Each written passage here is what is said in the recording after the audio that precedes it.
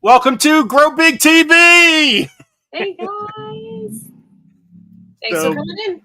we have a great guest today in Dante Bailey. He's going to be a little late and he's going to be on his phone because he's been out the farm all day. He's working his butt off in South Carolina. And who is Dante Bailey? Well, he is a black farmer, and he. We're going to talk a little bit about that because there's a lack of black farmers in society today, and there's little reasons for that. And I don't like mentioning that at all because I believe it's all about us and it should be helping about the little man. But we need to listen. We need to talk about it a little bit. Um, so there is a lack of black farmers. So it's something it should be talked about a little bit. And I talked to Dante for about 45 minutes yesterday, and the more I talked to him, the more I got energized. Like, oh man, I can't wait to have him on because there's so much to talk about that we haven't talked about. We're going to talk about turmeric, ginger, roselle, hibiscus, moringa, sugarcane. So, and maybe a little bit about this special weed. I guess you could say another kind of terminology. But he specializes in things that you have to be really specialized in. But he cries when you're on a small farm, you can't be using all these machines like the big farmers.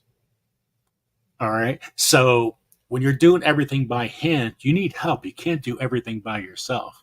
Right. So when you do these specialized vegetables or fruits, I don't know if they're a vegetable or fruit. Maybe we should have came up with the thing. Is this a vegetable or a fruit? And yeah, it's gonna be a fun live because I know I have a lot to learn about all of these. Everything he's growing, every single thing he's growing, even okra. I haven't really grown okra. You either love it or you hate it. Corky, do you love it or do you hate it? Okay. It's beautiful. It has beautiful flowers. Mm-hmm. My husband can just pick it off and eat it raw. I'm one of those people that if it's deep fried, I'll eat it. But I'm not. No, and some of it is kind of slimy. So no, it's not my thing. So it's not my thing either. But maybe I just need somebody from the South to make it for me, or maybe I should just put some hot true. sauce. I've never had like a good Southern meal. I even lived in Kentucky and never had a good like Southern meal with fried okra and and stuff like that. So maybe I just never had it cooked right. But yeah, I've had it deep fried and I ate it. There is a place in South Carolina called the Wizard Thicket. The Lizard Thicket, not Wizard. And they cook really good food. And I've had a little bit of it there. It was pretty good. And however, it's not something they just pick out and eat. However, I did grow it and it was beautiful. And that's another thing is like, I don't know about canning it. How does that work? Because it's slimy. Like, Yeah, does it hold up? I'm like, I don't know. I've never canned it or anything. A lot of people dehydrate it and then they can put it in soups and stuff like that. But I've never canned it or anything. So it'll be interesting to learn a little more about that. We got a lot to learn about. who else is in the chat here? Who's coming on? And thank you for all the members. Without you guys, we wouldn't have a channel, and we want this channel to grow big. And we appreciate every little thing you guys help us with. We really, really do. And it gives us a spark, and it's special. It's really special, guys. So we have 17 people in the chat. We have Johnny Smallpepper. David Gray was in first a couple hours ago. Let me see who else we have here. Jay Dixon and Jane Doe.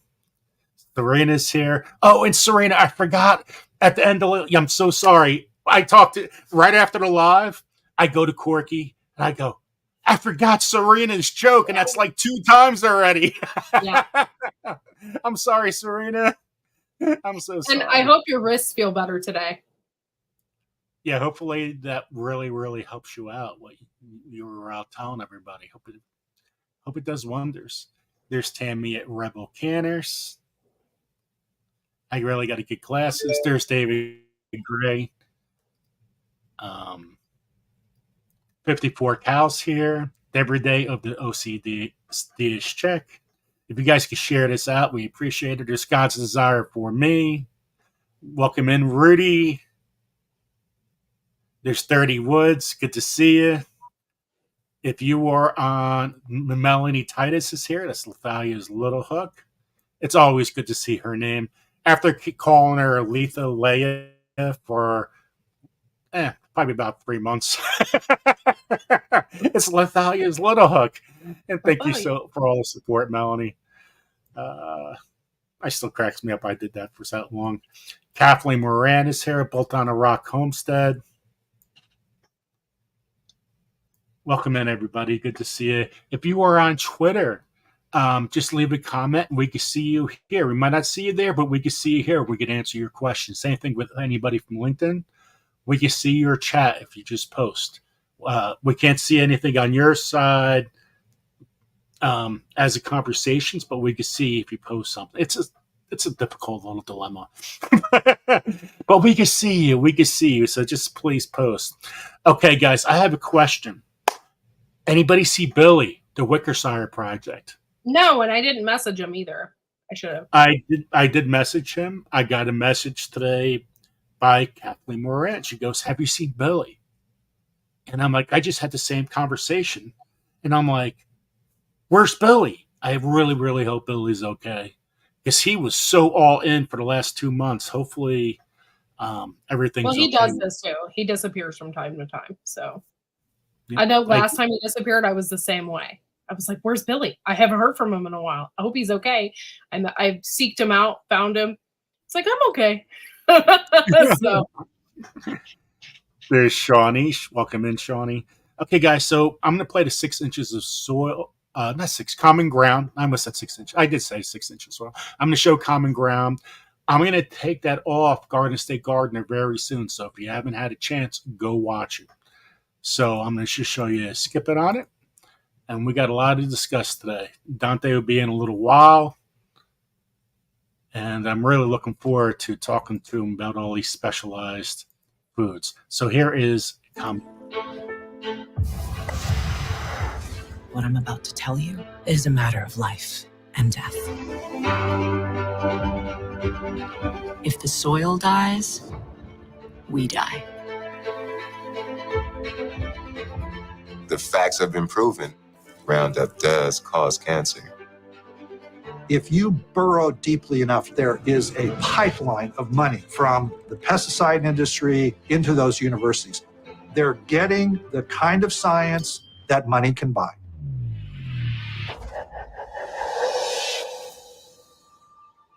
Nature is the mother of us all. And if mama ain't happy, we're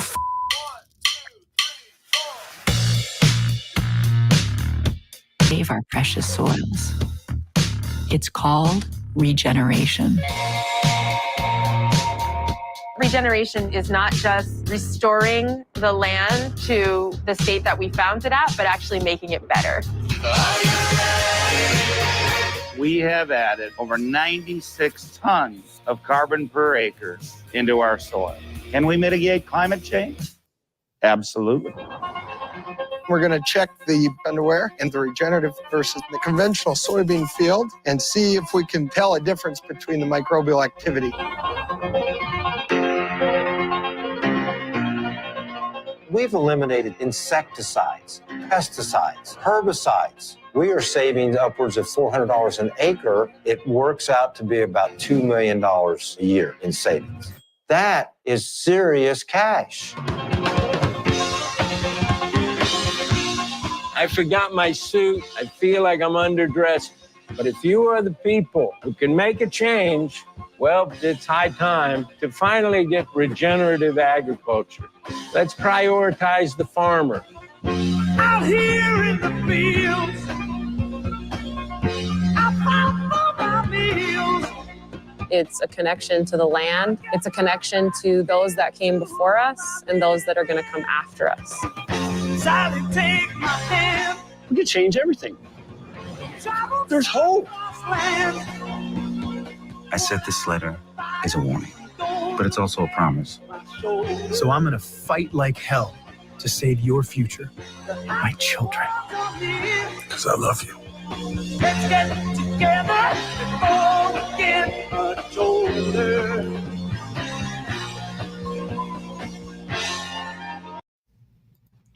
So I hope you guys like. How many people here had watched the movie?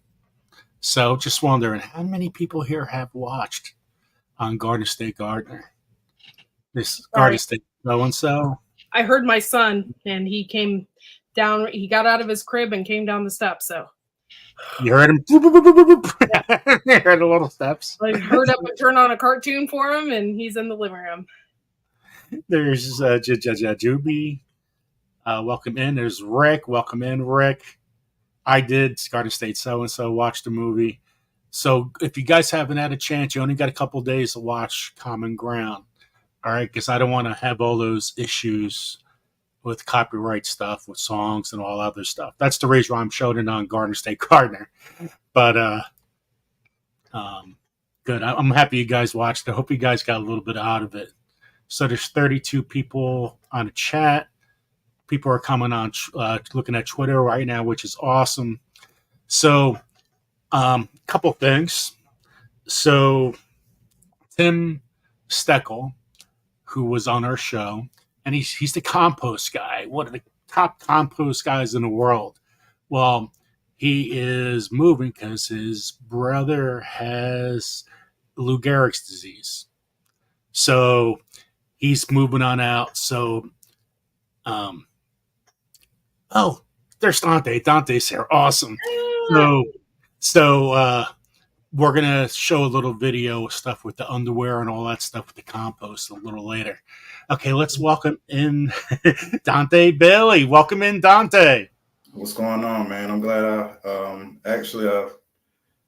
can use my daughter's laptop, so I don't have to use the phone. So it's a little janky, but I'm here.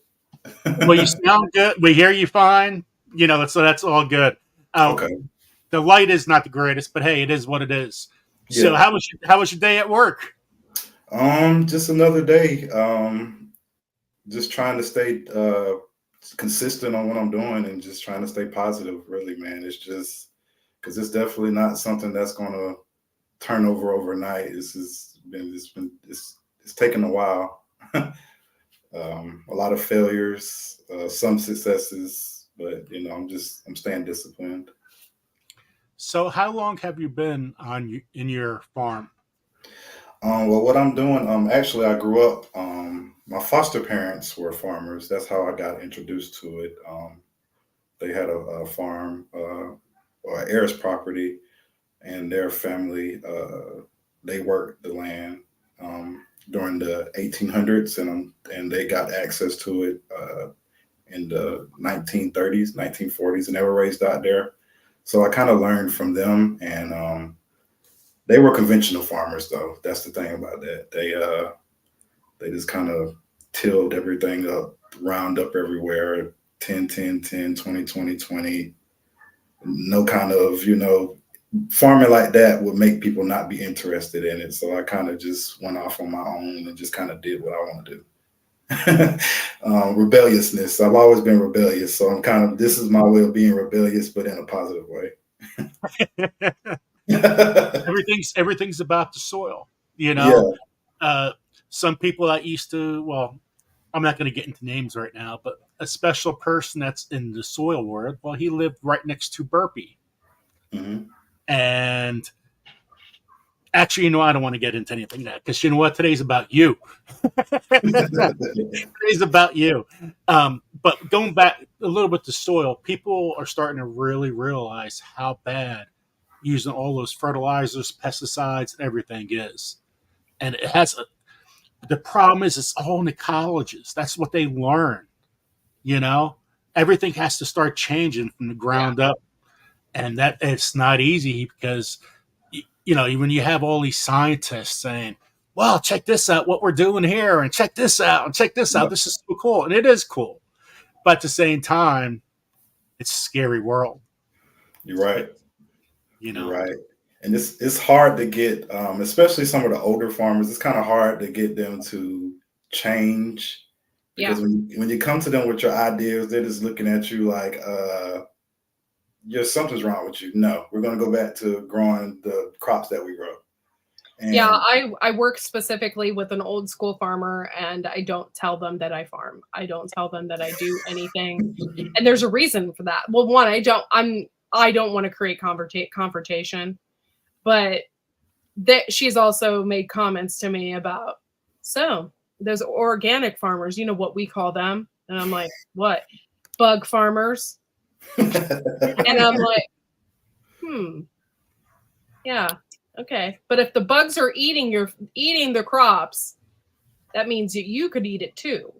If they're not eating it, then there's probably a problem. Yeah. People, they're the blemishes and stuff like that, like trying to sell anything in the grocery store is just like they want it blemish free. And to even get that to that point, you have to put pesticides on it. Yeah. Because it's just impossible. Ants, just different things are going to, eat off of it. Just people just are just programmed to think everything is supposed to be perfect, and nothing in nature is like that. But it's been like that for years. The more I think about it, it's been like that, and it messes up people's perceptions and how they eat even. Like, think about it, like all those years of perfect produce in the grocery industry. And then when you actually want to eat healthy and you want to stay away from that, it kind of is like, oh, well, that doesn't look like that. Do I want to eat that? Yep. Exactly. And that's the same thing with beef as well.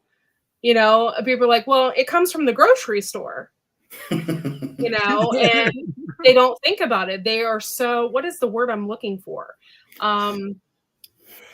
Disassociated. They're disassociated with that. Like, well, your beef does come from a cow, not just the grocery store. So same thing with chicken. They think that chicken is supposed to be full grown in a month. Anybody that's really raised any type of livestock and stuff like that, they already know. Look at the chicken leg. When you're raising chickens on a homestead or anything like that, the legs are not going to be like a turkey. It's not going to happen. But it's just people are so programmed to think that chicken is supposed to look that way, and that's not what it's supposed to look like. Naturally fed corn and they're grazing, and just being chickens, not being kind of cooped up in just boxes and just cages. People don't get it. It's really sad. Yeah, I agree with you there. So, okay, you grow several different types of crops, right? I heard moringa. Now, what exactly is that used for? I'm really into herbs and stuff like that, and I was told that that's really good for your health. So, explain to me why you grow that and how do you use it? Well, moringa is actually an African plant, and it's kind of used for malnutrition there. Okay. It should be used on a lot larger scale but it's not, because it doesn't require water very much. It's kind of one of those types of plants that doesn't require very much. And it's really high in it's an antioxidant. So okay. It's just really good. It has a lot of nutrients. All of your major nutrients are in it. It's full of just everything. And I try to put it in all of my food. It's really easy to grow. I'm not even gonna say it's really difficult to grow. It's just a crop that you have to stay on when it comes to making sure it doesn't get too much water. It doesn't like that. It's more of it doesn't have a root system. It's more of a rhizome. Okay. Yeah, that's what it is, and that's even edible. Every part of the moringa or tree is useful. What does it taste like? Is it good? Like, is it good, or is it just taste like one of those? It tastes like fresh. It tastes like horseradish. Oh, really? Okay. Yes. Okay. No, I know why you like it. I would have that on all my foods too. Yeah, How do you dehydrate it to make it like a powder? Like, how do you after you well, grow it? What happens after? How do you use it? well, when you grow it, it's actually the way that it's harvested. The stems pop like when you go to like the inner nose and you just tap down, they just pop off. So you would harvest it from the bottom up, and Okay. you would top it, of course, because if you don't, then it would just continue to get tall. You know what I'm saying? So you want a bushy plant, but you pretty much like here in South Carolina, for instance, I would grow it, and I would if I know that I'm going to have a really sunny week or something like that, I can pretty much air dry it that way. But since I've got a freeze dryer, I've been working with the freeze dryer, and I've been freeze drying it and trying to find different ways that I can incorporate it into different cosmetic products, and maybe start selling a powder at some point. But I'm still working with it as far as getting the conditions exactly right, because thus far I've been pretty much growing it in containers. So I know the climate is really good for it here, but it's just having the space and opportunity to actually expand on the project. Okay. So you grow a lot of other things other than that. Yes. I've seen turmeric, I've seen ginger, ginger. Mm-hmm. Do you grow those in containers as well, or do you grow them outside? Well, last year, 2 years ago, I did a project and where I grew the turmeric on the edges of, like, in South Carolina, we have a lot of trees. We have forests or woods, and turmeric likes the shade. So I grew it on the edges of the forest line, and I realized that if I can do that like that, then it's something that I can incorporate and do it on a larger scale. You understand what I'm saying? Like it's, but the turmeric, I've grown it in the ground. It grows best in the ground in sandy loam soil, which we have here. Okay. But it also grows. I think it's easier for me to control it when it's in a raised bed, more so than. Okay. Does it spread really fast? It sprouts really once the temperatures get over 80 degrees, the soil temperature. So around this time, this is when they're just starting to sprout, because I planted it in the fall, and I've been timing it over the past 3 years. And it seems around this time of the year, around June, July, that's when I start seeing it, depending on which variety of turmeric it is. Oh, okay. Mm-hmm. Now, I don't know if you know much about it, but the two different varieties, is one better than the other as far as inflammation and pain and whatever? I find that there's it's called black turmeric. It's really like a bluish color rhizome. Okay. That one is more suited for medicinal use. It has more curcumin in it than the orange or yellow turmeric does. Not to say that they are not as valuable equally, but as far as the curcumin levels are concerned, the black turmeric would be the most useful one for skin issues like leukoderma, just like any kind of burns and things like that. It's really good at fixing those issues. And that's interesting, because I didn't even know there was a black turmeric. So that's really cool. I didn't know that. Yeah, it's cultivated in India, and we bring it here, but the climate, especially here in the South, is really good for it. But the thing is, the manual labor that it takes to plant it, and people don't really.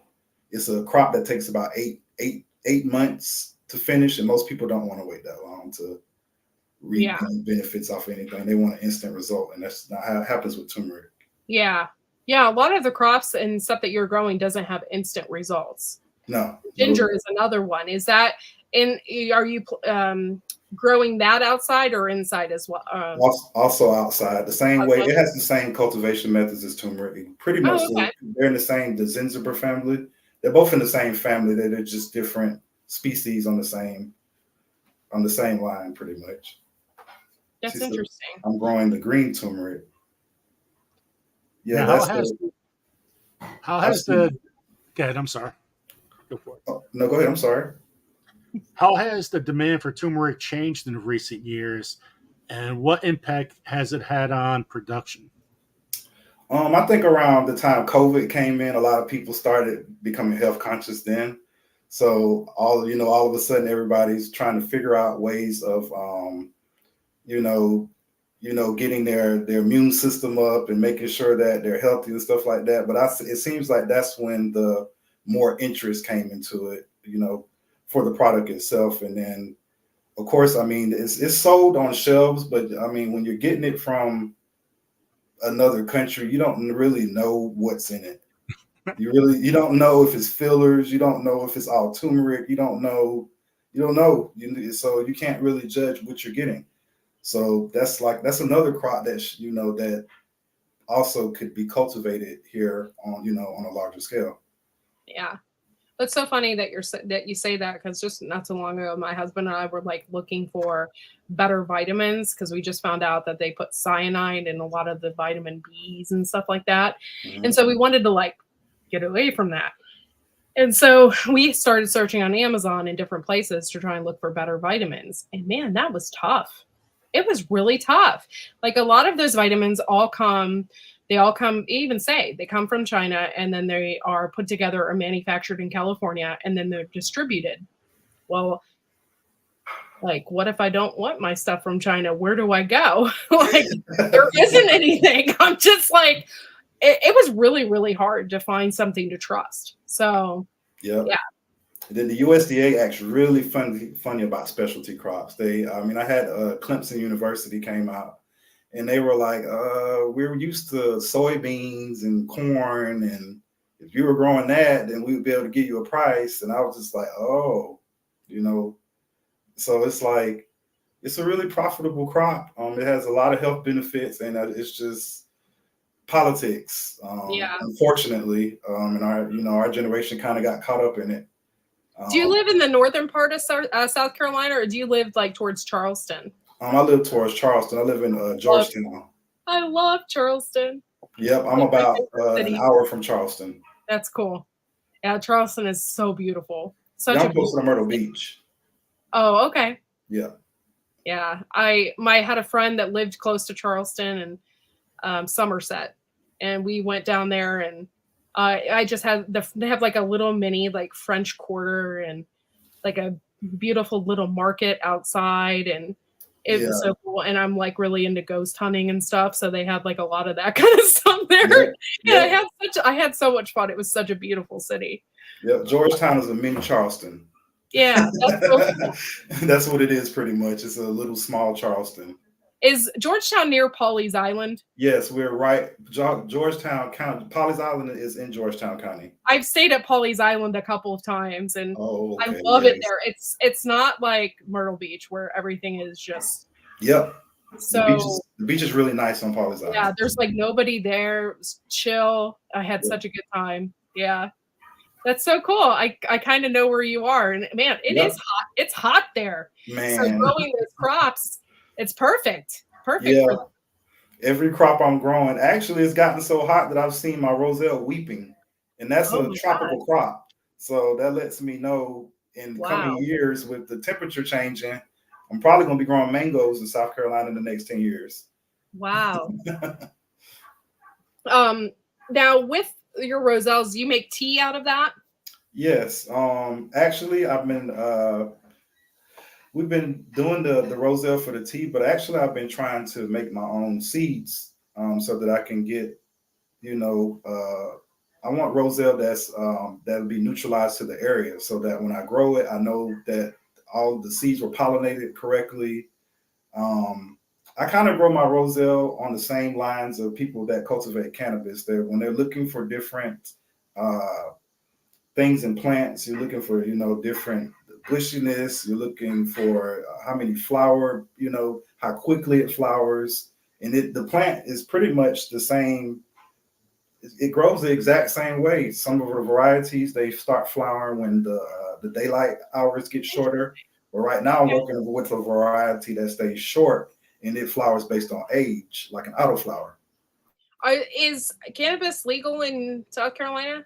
Not at all. Nothing is legal in South Carolina. We just made it legal here. I'm in Northeast Ohio, but Ohio.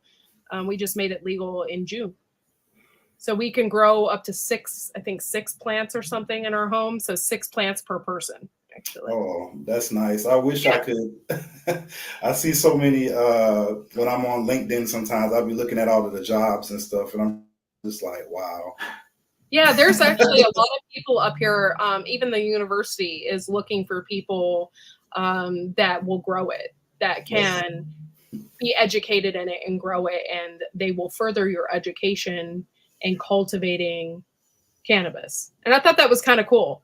And I have a farm not too far from me, and I still haven't drove past because I still want to see it. I'm like, Yeah, because I want to see how big it's gotten. yeah, definitely. Yeah, it's kind of neat. Well, you got some real growers there, Court. Oh yeah, and it's all outside too. So like you just driving by, you're like, there it is right there. Like it's great, and it's so strange though to come from, because I have friends in New Hampshire as well, and in it's Massachusetts that's legal.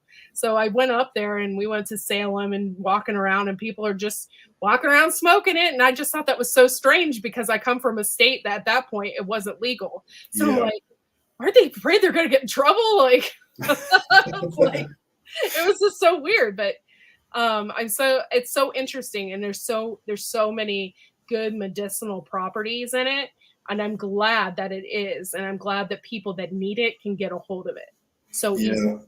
So. They don't. South Carolina. Hopefully, I thought when I was 15, 16, by the time I'm 30, we'll have it. I'm 38 years old almost. We're well into, we're 2025. It's like, what's going on? But, I just, whenever it becomes legalized, I'll just add it to the other, like all of the other herbs that I grow. So it's, Yeah, it's really, actually, there's so many things about it that I was confused about and I didn't know, and I'm still like learning about it, how it's grow, what you need to do. There's so many different seed varieties, just stuff like that. It's actually, people are like, oh, it's you just grow it and you smoke it and blah, blah, blah. It's not like that. It's not like that at all. And so I'm still learning about it, and all of it's different, and it's kind of hard. It's kind of hard, but yeah, it's pretty neat. Rick has a question. Oh, hi, Rick. Question. You can't smoke and drive, can they? In Australia, it's illegal, but users can't drive under the influence of drugs. I'm pretty sure it's illegal to smoke and drive, just like it is illegal to drink and drive. Yeah. However, you probably see more people smoking it and driving than you do people drinking and driving. Yeah. That reminds me of Chicken Chong. When they made that movie in a 1980s, low 1980s. Oh my God. It was insane. And now, you know what? Probably 10 years from now, that's what you're going to see. We're going to be doing a movie or something like, hey, man, look what we did. That's funny. Kind of crazy. So we've been jumping around all night, just to let you guys know. So we're going to be jumping around all night because there's so much to talk about. I mean, when you're talking about turmeric, ginger, hibiscus, moringa, sugarcane, it's tough to say. I mean, there's so many subjects to talk about. Have you eaten sugarcane straight from the cane? Yes, actually, like a lot of people say that, sugarcane's hard, and I'm like, there's sugarcane for the refinery and sugarcane that you would use for juicing is completely different. And a lot of people don't know that. They associate the something that was created at Clemson University for farmers to be able to grow sugarcane when it's too cold outside is not the same thing as something that was always here. Like the heirloom varieties, and a lot of farmers, they stay away from those. And most people, when they taste the heirloom variety, they're like, wow, this tastes different. And a lot of people don't understand that every type of sugarcane has its own unique taste. None of it tastes the same. Now, okay, is the sugar content different? Like, say for instance, there's like the industrial kind that you always get, but if you're growing an heirloom kind, is the sweetness different? And if so, can that be manufactured for people that have diabetes? Like, Yeah, the cane that's okay. the cane that's that they use for the refineries, it usually has a lot less water content in it. Okay. So it's going to be mostly just the sugar before it's been cooked. So it will still be the juice, but it's not going to be as much as something that, an heirloom variety that's mostly water and it's more susceptible to insects. That's the thing about the heirloom varieties and why they're not grown on a large scale, because they require too much. You have to baby them. You have to make sure you can't grow it on such a scale like they would do in Louisiana. That's like, you can't do that for cane that's used for juicing or you want people to chew on. That's not the same thing. Do you juice with it? Yes, you can juice with it. Some varieties juice better than others, and I'm starting to realize that. Like the more green color sugar cane, like without any colors or anything, they produce a real green, like a real healthy looking green juice versus a purple one, and it looks real nasty and just. It's just something that I would like to get into. It's not. I know they do it in Florida with the sugar cane, but people don't really juice it and like provide it to other people because it's a lot of work. They don't want to really go through all of that. Yeah, so but I have a lot of friends from South Africa. Okay, so they grow a lot of sugar cane there, and they're like, the sugar cane in a Coca-Cola versus ours is like 10 times better because they use real sugar from their factories versus us who use, I don't know what we use, fructose corn syrup. Yeah. Yep. And then the sugar cane that you would chew like for juicing, that has vitamins in it. Once it's put down and granulated sugar, you've already cooked out all the nutrients. So the majority of the time when people get in sugar, it's been cooked. So it's like taking something and then turning it into something else. So it's like concentrated almost. Like that's what you would consider. I guess that's what I'll use. Yeah, it's like cooking something and turning it into something else. That's more addictive than how it was before it was changed. Yeah. That's what makes people addicted. Sugar's addictive. People they don't really see it as such, but once it's been processed and stuff, like it's addictive. Yeah, I can imagine. So going back to pest and disease management, what do you do? What do you how do you keep them away? How do you keep the bugs away? How do you keep the diseases away from the plant? I try to use I have a fogger and I try to use like rosemary oils. I kind of use oils, cedar oil, things that are naturally plant-based to spray as insecticide for the plants versus me going to get some, I don't even know what they use because I've never used it before, but whatever they use to spray for permethrin, what they would use to spray for just kill everything. So I don't use anything like that. Or I would use maybe I used to use neem oil, but it's when you're growing on a larger scale, you want to have the way that you I'm trying to find a word. It's okay. Yeah, the way which you're trying to broadcast your insecticide, but you want to use something that's natural. So oils would be the best thing. Okay. So how can you, go ahead. I'm sorry. I'm full of questions tonight, Joe, so just cut me off. We just got to make sure. Let's stay on one subject first. So Okay. Let's stay on sugarcane, then we'll move on to the next one because we're gonna keep on bouncing if we don't. How can sustainable farmer practices be implemented in sugarcane agriculture to promote environmental conservation?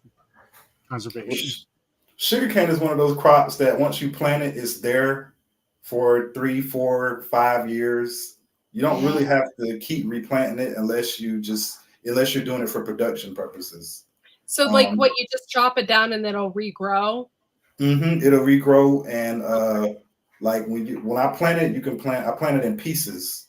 So I would plant 2 nodes, and then they would sprout, and then off of those 2 nodes, I would take out the mother shoot of those, and then they would produce more shoots.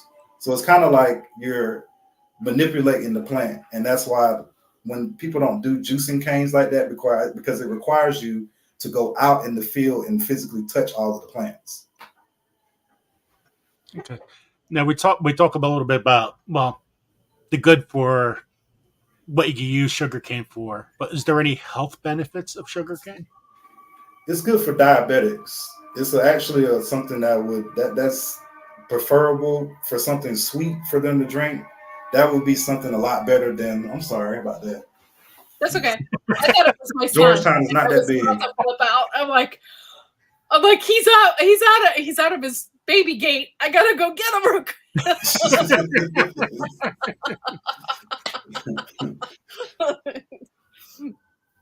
I'm sorry. Go ahead. It's okay. And the natural sugar cane, the real one that you chew on, that's good for your teeth. That the one that the granulated sugar, no, that's not the same thing, because you'll hear some people, oh, sugar cane bad for you. No, it's not. It's not not the one that you chew on. When you get those little packets and it says raw sugar, is that what I'm eating, or is that also just? It's still raw sugar, but it's still been cooked down. It's still been cooked down. Yeah, it's been cooked. So that's what they have to do. They basically have to pasteurize it before they can put it on the shelf. So what we're getting is just not sugar. It's not the sugar that you grow. No, you will have to get the syrup. And a lot of people don't like that. When they eat sugarcane syrup, and I've heard a lot of people, oh, it's so disgusting. I'm like, well, that's sugar naturally. I'm so interested in trying it, though. I didn't know you could just buy syrup. That's great. I'd put that in my tea and everything. Yep, sugarcane syrup. Yep. I like that you can just plant it once and you're good for a little while. Yeah, so, that's really good too. Yeah.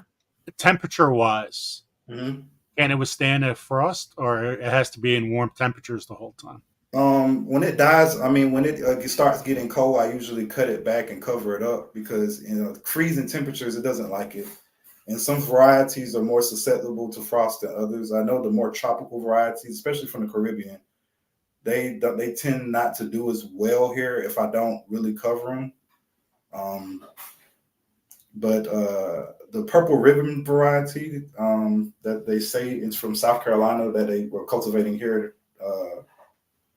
in the 1700s, it grows really well here. So I've been working with that one, with that variety. By the way, that being that old is so freaking cool. Do you feel really cool growing that? I'm like, yep, they used to grow this back in the 1700s, and now I'm growing it. That's so freaking cool. I try to look at it that way, and it's just like when you're raised around it, and like it's just like, oh, that, Yeah. And I never realized until I left South Carolina that South Carolina has a culture. I'm not going to say it's different.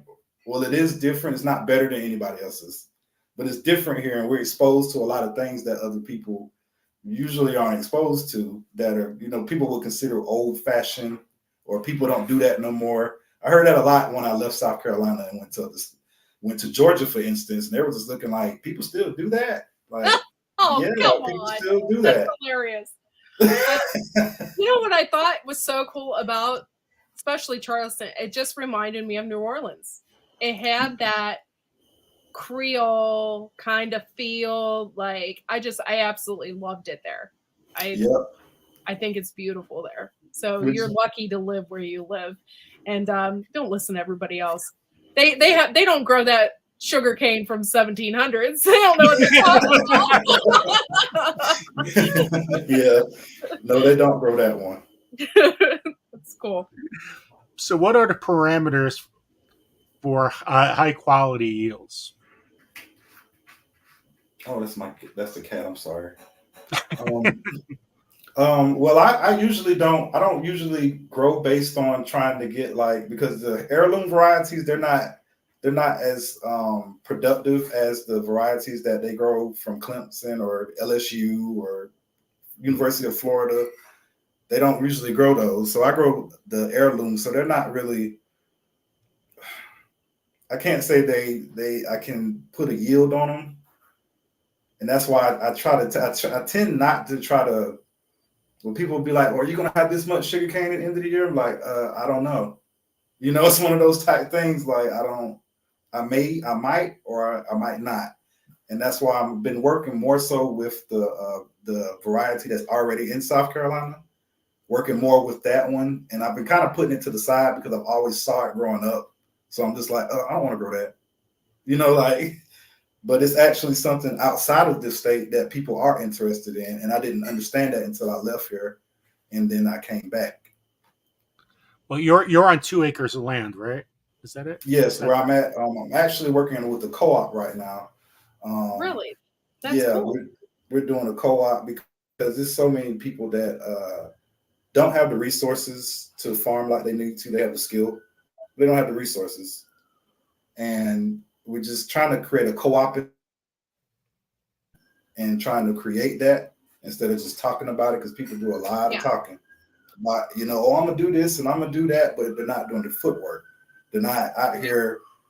They're not doing any of that stuff, and we're trying to do that here and trying to encourage more young people to get involved with agriculture. Well, we talked about this yesterday a little bit. Is the lack of black farmers in America or anywheres? There's a lack of black farmers. A lot of it has to do with money, people giving people chances, and things like that. Yeah. And what are some ways you think we could get more black American farmers? They need to see a farmer that's doing well. Their image of a farmer is a poor, somebody who's barely getting by. Everything is falling apart. That's their image of farming, and not to mention the people like to connect it to slavery, and farming is just something that every culture does. It's not it's not that doesn't have anything to do with it. It's right. It's economic based. It creates jobs. It creates generational wealth. It creates job things that a lot of young people need and they don't have. And now that I'm in my 30s and I'm seeing younger people, they need help. When they're asking for help, right. And you got people talking down to them or telling them, well, you just got to figure it out yourself. No, you don't. That's not how the community works. You help people, and that's what we're trying to do with the agriculture and just pretty much all trades, because there's just a lack of trades. People aren't interested in trades no more, and it's mostly because some of the older people didn't pass the skill on. They didn't. Right. They just refused to pass the torch, and now we're in the 2020s, and they're, where the carpenters at? Well, I don't see no brick masons. Did you take a chance to teach anybody? Did you bring anybody under your wing? Most of them say no. So how are they going to learn? Right. And I see a lot of it. I mean, I work at a school, so I see a lot of it. Like a lot of those kids don't even know where their food comes from. Yep. How can you get a whole bunch of youth people involved in growing things if they don't have one clue as to even what a seed looks like? Yeah, it's sad, and especially in cities. It's in major cities, they really have it rough. They're not exposed to any of this stuff, like, so they don't know that this kind of that lifestyle even exists, or is something that they would even be interested in, because a farm that's a lot of people that are that's their family's backbone. That's where everything started, the farm. We've lost that. A lot of people have lost that. They don't. Oh, I ain't gonna do that. I'm just gonna go to the city. I'm gonna live here the rest of my life. What about your grandkids and your great grandkids? What about them? What are they going to do? People don't think about those types of things. They just, I don't know. And hopefully I can, be a part of fixing that mentality. You told me a story yesterday, and it blew me away, the generosity. And, if you help out, karma always gets way, the good, the bad, and ugly, Yeah. And you told me a story about a man trying to help you out. Can you talk about, can you tell everybody the story there for a second? Yeah. Hold on, let me turn this for a second. I really loved yesterday's conversation. The more it went on, the more I just wanted to talk. And I'm like, I gotta go, but I can't. I don't want to go. It is so hot down here. Like the heat here is, I don't even know what to explain here, but it is really hot here, and the humidity is just. If you're not, I would say, if you're not mentally programmed for this, then it will probably make you go crazy. But you said talk about the guy that I was my help investor. You out a little bit with. Yeah. Oh yes. Well, I was attending this hemp event in Allendale, South Carolina. They actually have hemp, but it's you have to jump through so many hoops, and I mean there are only a few people that are even growing it.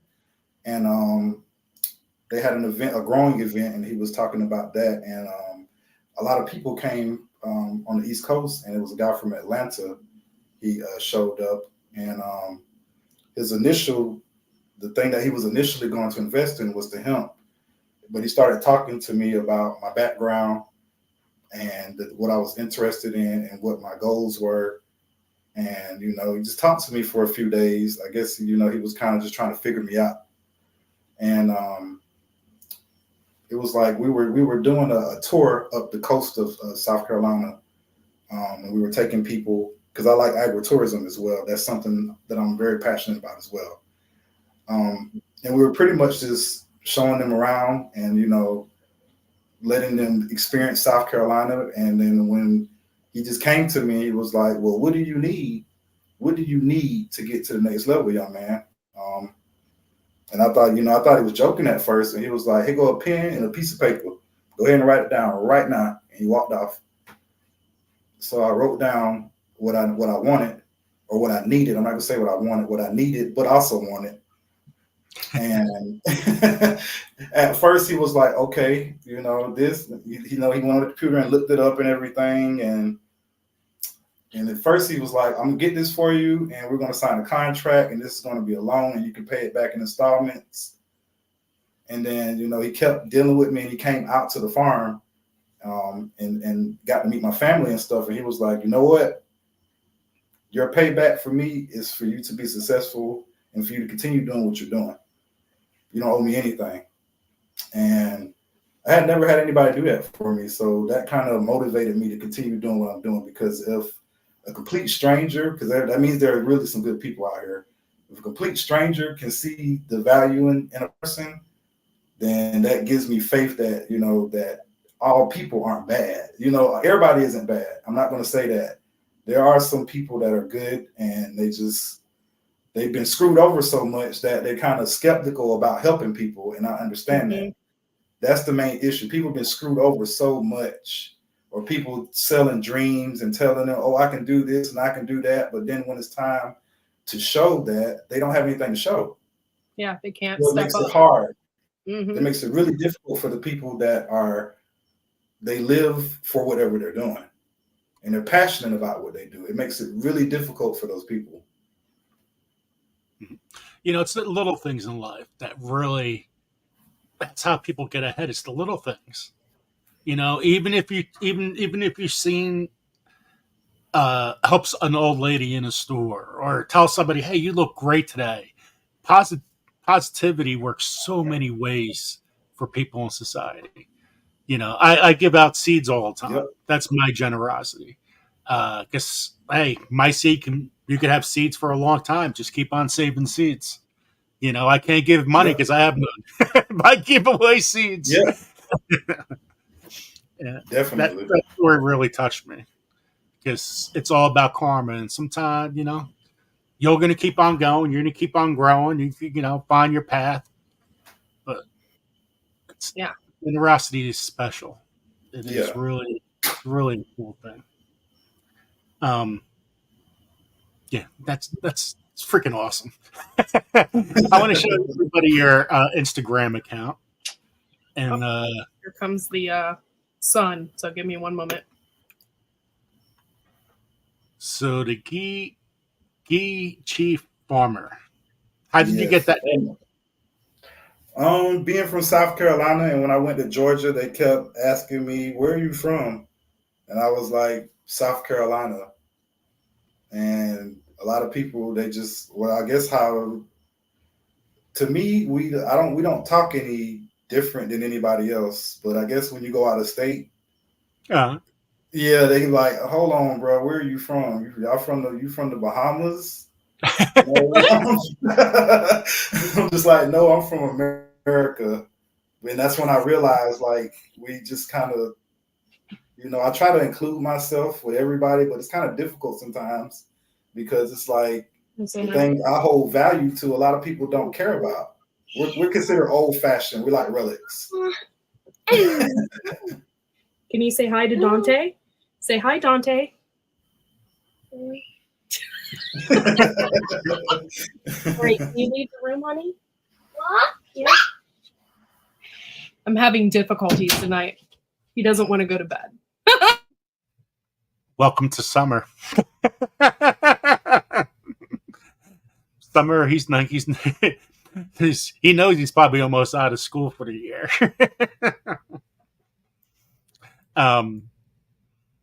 So that's pretty cool. Now, look, these pictures are really awesome. The hibiscus, mushrooms. I loved how you did the mushrooms here. How did you learn about mushrooms? What, did I lose everybody?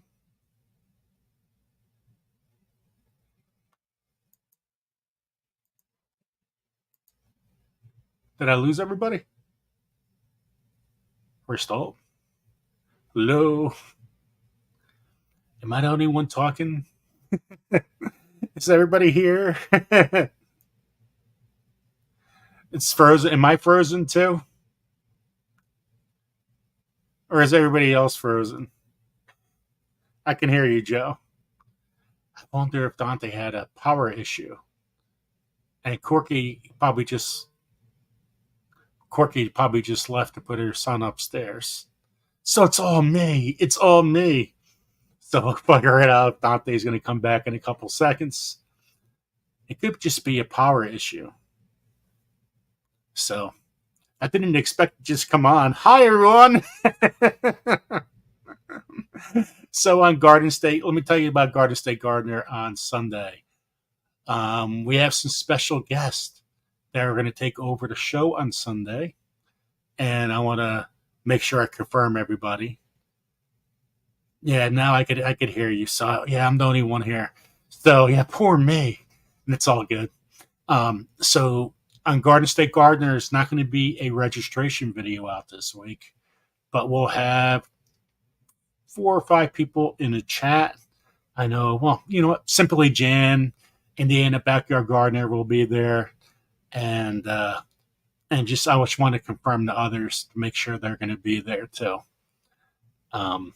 So just come to Sunday Fun Day. There's going to be giving away seeds and stuff like that.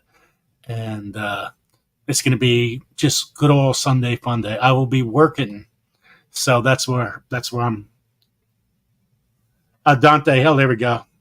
Dante's the internet problem, so he's trying to connect again. So he should be here in a couple seconds. And same thing with Courtney. So did we lose him? Yeah, we lost him for a couple seconds. He's trying to reconnect. I'm sorry, guys. My son does not want to go to bed. He keeps running back down the steps. So, yeah, Common Ground is a great movie, guys. So, Corky, I'm going to play that Tim Steckel video before Dante comes back because we still got a lot to talk about. Okay. So just let me know when he comes on because I don't see it when I play the movie. Okay. So here's Tim Steckel. You know what? I want to show Tony O'Neill. Tony O'Neill has a couple books out, guys. So a whole bunch of books came out. So his book, you guys helped him become #1 in the USA and UK with his last book, but now he came up with a whole bunch of others. So go to Amazon, put Tony O'Neill in, and go check out what he has. And they're not that expensive either, like $7, some of them, and really look into it a little more. But some really good, and him and potatoes, he's really known to grow potatoes.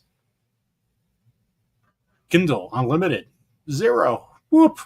So look, $7.49 for Kindle price. So, and go check out Tony O'Neill. Tony's a great guy, and he deserves all his rewards. That's for sure. Okay, Dante's not back. He's still trying. Okay, so let me play Tim Steckel, the Compost dude, and go check out that interview. Hope you guys like this. So I'm going to play from here. He's getting some of his underwear. He started the underwear stuff. So let's play this out. This one definitely. He definitely soiled his underwear. Again, it's in the same location, so got an equal amount of rain. But definitely, I would say more microbial activity in this location here. It's under 1 month. Oh. Wow. Come closer. Was that his thong? That's my thong.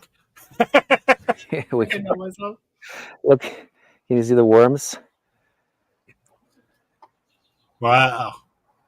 So yeah, this one's almost this is not even a jock strap. I didn't know you was gonna say that. That's funny. Proof I didn't either. How much life is in this thing. Wonderful. Put a leg in that. And then here's the Jay Dixon says the thong remains the same. I guess.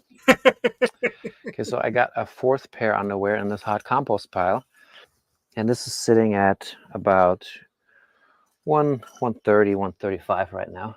Now, were these donated? Oh, here it is. Gotta get the rest. No, he bought them in the store. They were brand new. Rubber band. Oh wow. Okay, so this is this one was actually only in here for about 25 days. I don't want to lie, but not a whole month. But yeah, hot compost pile. Looks almost like the one from the vermicompost pile. Awesome. Let's do a comparison. Yeah, so here are the results again, all together. Vermicompost, 31 days. Hot compost, about 25 days. And then here we can see that the microbial activity is, yeah, I mean, it's quite stunning, the visual difference between just burying them in the tree lawn and here in a relatively dry garden bed that has wildflowers in it. I still got to soil my underwear. Good. I think this is a success, if you ask me. The original experiment, I think, also went for 60 days. So I think after 60 days, we would only find the elastics here for sure in those 2 scenarios. Okay. With these soils, I'm not sure. There might be something still left after 60 days. Clear. We can see him. Like they just got started. Yeah. So guys, we're going to get back to keep in mind these were. We're going to play this we'll finish it off that a little later. And let's welcome back Dante. Welcome back. What's going on, y'all? I'm sorry. Yeah, my internet was getting a little janky. It's all good. It was like we showed a commercial sort of in a way, but not really a commercial. We just kind of put something out there. So, okay, so we're going to go back to the Instagram account. And then this is, I love the pictures on this, by the way. So, look at this, guys. Look at this picture. Whoop whoop. So you can talk about each one, what I'm showing, if you want. Yeah, that's the Roselle hibiscus that I've been working with. That variety is the one that doesn't require the daylight. It's not daylight sensitive. It's more time sensitive. Mhm. So you could harvest twice versus waiting for the daytime, the hours to go back, and then being so. If I was in Florida, I would be able to grow the full size varieties, but even there, it still freezes sometime in Florida in October. So this variety is more adept to make sure that you know that you're going to get a harvest, no matter what happens or how early the fall or winter comes in. So look at that. Oh yeah, that's the turmeric that I was talking about on the. That was a canal where they had for the water to flow into the creek that was behind our house, and the soil there was really from the leaves falling over and over for years and years. It was real rich over there.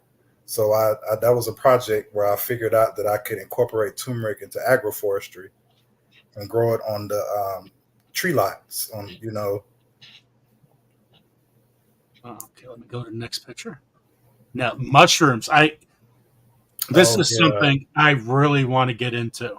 yeah, the shiitake. Yeah, with those that kind of I started doing those a mistake. That was kind of I'm on a property and I'm looking at analyzing, looking at my natural resources that are available to me, and I'm looking and I see sweet gum trees, and people are complaining about them, so I'm just like, well, I look up what can I do with them, and lo and behold, I can grow mushrooms on the trees. So I'm asking myself, like, okay, am I going to do this? Am I going to go in the woods by myself? Because I'm used to cutting trees as a group, because I did it growing up, cutting firewood for the community that we lived in. We would cut firewood, but I never went into the woods as by myself. I felt when I first did it, I felt like that was my rite of passage as a man or something. Like I'm out here in the woods, I got my soul. Yeah. But usually people feel like that when they make fire for the first time outside. They're like, yeah, I love being outdoors. I like making things with the resources, because there are so many natural resources around us, and people just, it's either like, I guess agriculture, I guess it would have to be something, you have to be a little creative too, but people don't see creativity as part of intellect, and that's something I've never understood. I'm like, creativity can be applied to anything. Usually if a person can be creative, or they create something, or they draw, or they paint or something, usually there's something else that they can do, that they can manufacture something or create a product. But a lot of people don't know that because they've never been told that before. And they don't think about it in that aspect when they're thinking about being an artist. They just think, oh, you're going to be a broke artist. Hold on. I can create products. So, they don't think about that. Like, oh, well, yeah, you're right. Yeah, I'm still an artist though.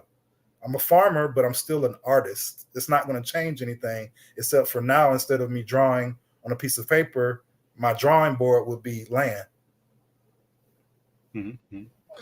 Now, there were those mushrooms. You put a hole into the wood and put a spore in. Yes, I have a drill bit. It's a drill bit that you can use. They have the standard one for like the little electric drills, but I use a high power one, so I would use the grinder, and like the grinder that a welder would use. Right. And I weld for it. I'm a certified welder, so when I found out that I can take a tool that I'm already comfortable with and just put a attachment on it and get on to doing those logs, it's pretty much like production. And then once you get into a groove of doing it and drilling it, it's like you can just kind of hear it. So you're hitting it at a certain time, like you understand like the rhythm of it, and you could just get caught up doing it. Boom, boom. Yeah, and that's when I figured out, like, this is something I really like doing. And most people be like, why do you want to do that? You just want to drill holes in wood? And I'm just like, yeah, because I get to put the spawn in it, and then I can paint the wax on the logs, and it's art. Now, the taste of a fresh mushroom, is it a big difference from the in-store mushrooms? I haven't really seen shiitake like that in the store. And then when I do see it, they're like really tiny mushrooms, or there'd be like a few little cuts. They'll take one big mushroom and they'll cut it in 4, and then they'll sell it to somebody for $8. And I'm just like, this mushroom's from China. It's not grown on logs. It's not grown on. People don't know where it came from. Trees are natural. I mean, mushrooms naturally grow on trees, so the nutrients that are in the wood are feeding the mushrooms. So naturally, you're going to get the nutrients from the wood. Yeah. Wow, that's really cool. And there's so many healing properties in shiitake mushrooms. It's absolutely crazy. They've actually been, I'm not a doctor, by the way, guys out there, but they've been known to shrink tumors. So shiitake mushrooms are amazing.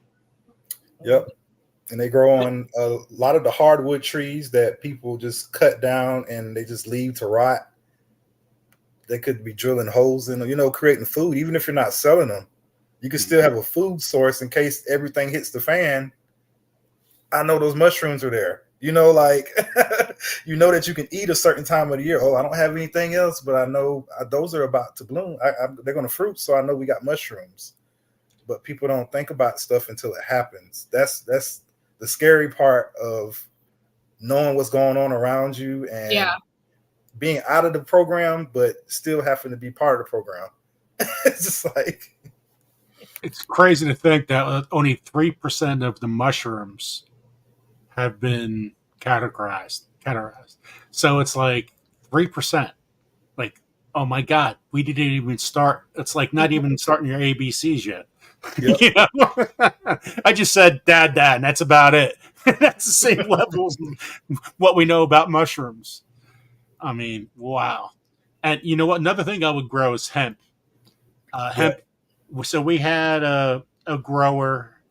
Oh my God, I can't believe I forgot his name. And he's with Penn State University, and they found a cure of colon cancer with hemp and whatever they're doing to it. So to me, and the government's not allowing them right now to go forward, which is kind of crazy. Mm-hmm. But yeah, I would be growing hemp and figuring something out there. Yeah, they're real funny about natural, natural. I won't call it. I don't know. I'm trying to figure out what word to use because I don't want not a pharmaceutical. They don't want natural cures. They're not interested in any of those. You put anything. Oh, whoa, hold on. Mm-hmm. Is that FDA approved? Like everything has to. Nothing can be used that the Native Americans used. Anything like those passion. Those are maypop. And do you eat those? Yeah, I eat the fruit. Yeah, the fruit is. I love the fruit. It's pretty much the North American passion fruit vine. But people just, that's just a maypop. It's invasive because you don't know what to do with it. That's why it's invasive. It can get huge. It can get like 30 foot tall. Oh yeah, they vine. They have a purple passion fruit. Most people know of the purple passion fruit. That's the one that they're used to. But this one is the more of the one that with the Native Americans used here. It usually grew wild, but the more we build up and tear stuff down, and you don't see it as much anymore because I've shown the plant to people before, and they'd be like, I haven't seen that since I was a child. I'm like, yeah, it's wow. So I kind of try to grow those types of things so that the future generations know about these things, because if nobody keeps these types of things alive, they're not going to know anything about this stuff. I tried to grow that at my house because they say that it can withstand cold temperatures. Mm-hmm. So I tried to grow it at my house. I was totally not successful at it.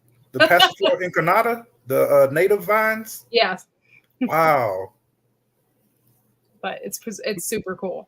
Yeah, I had seeds and I tried to grow it, and yeah, I soaked the seeds overnight, just like it said. I never even got a sprout. I got nothing. I've been breeding my seeds too. Like I bought some some fruit from Virginia. I bought fruit from a few different places to see which fruit had a good texture, because some of them are disgusting. This is like, that's why when people say, "Oh, you eat a maypop?" Yes, but I'm trying to domesticate the one that I'm using. I'm breeding. I'm taking the paintbrush, and I like the characteristics of this plant, and I like the ones from this plant. Okay, so I'm going to take pollen from this one, and I'm going to take it over here to this one, and then I'll take the fruit, and then I'll regrow the seeds, and that's what I've been trying to do. So eventually, I would like to possibly have it, because people say it's uncontrollable, but I see in South American countries they have no problem controlling the vines.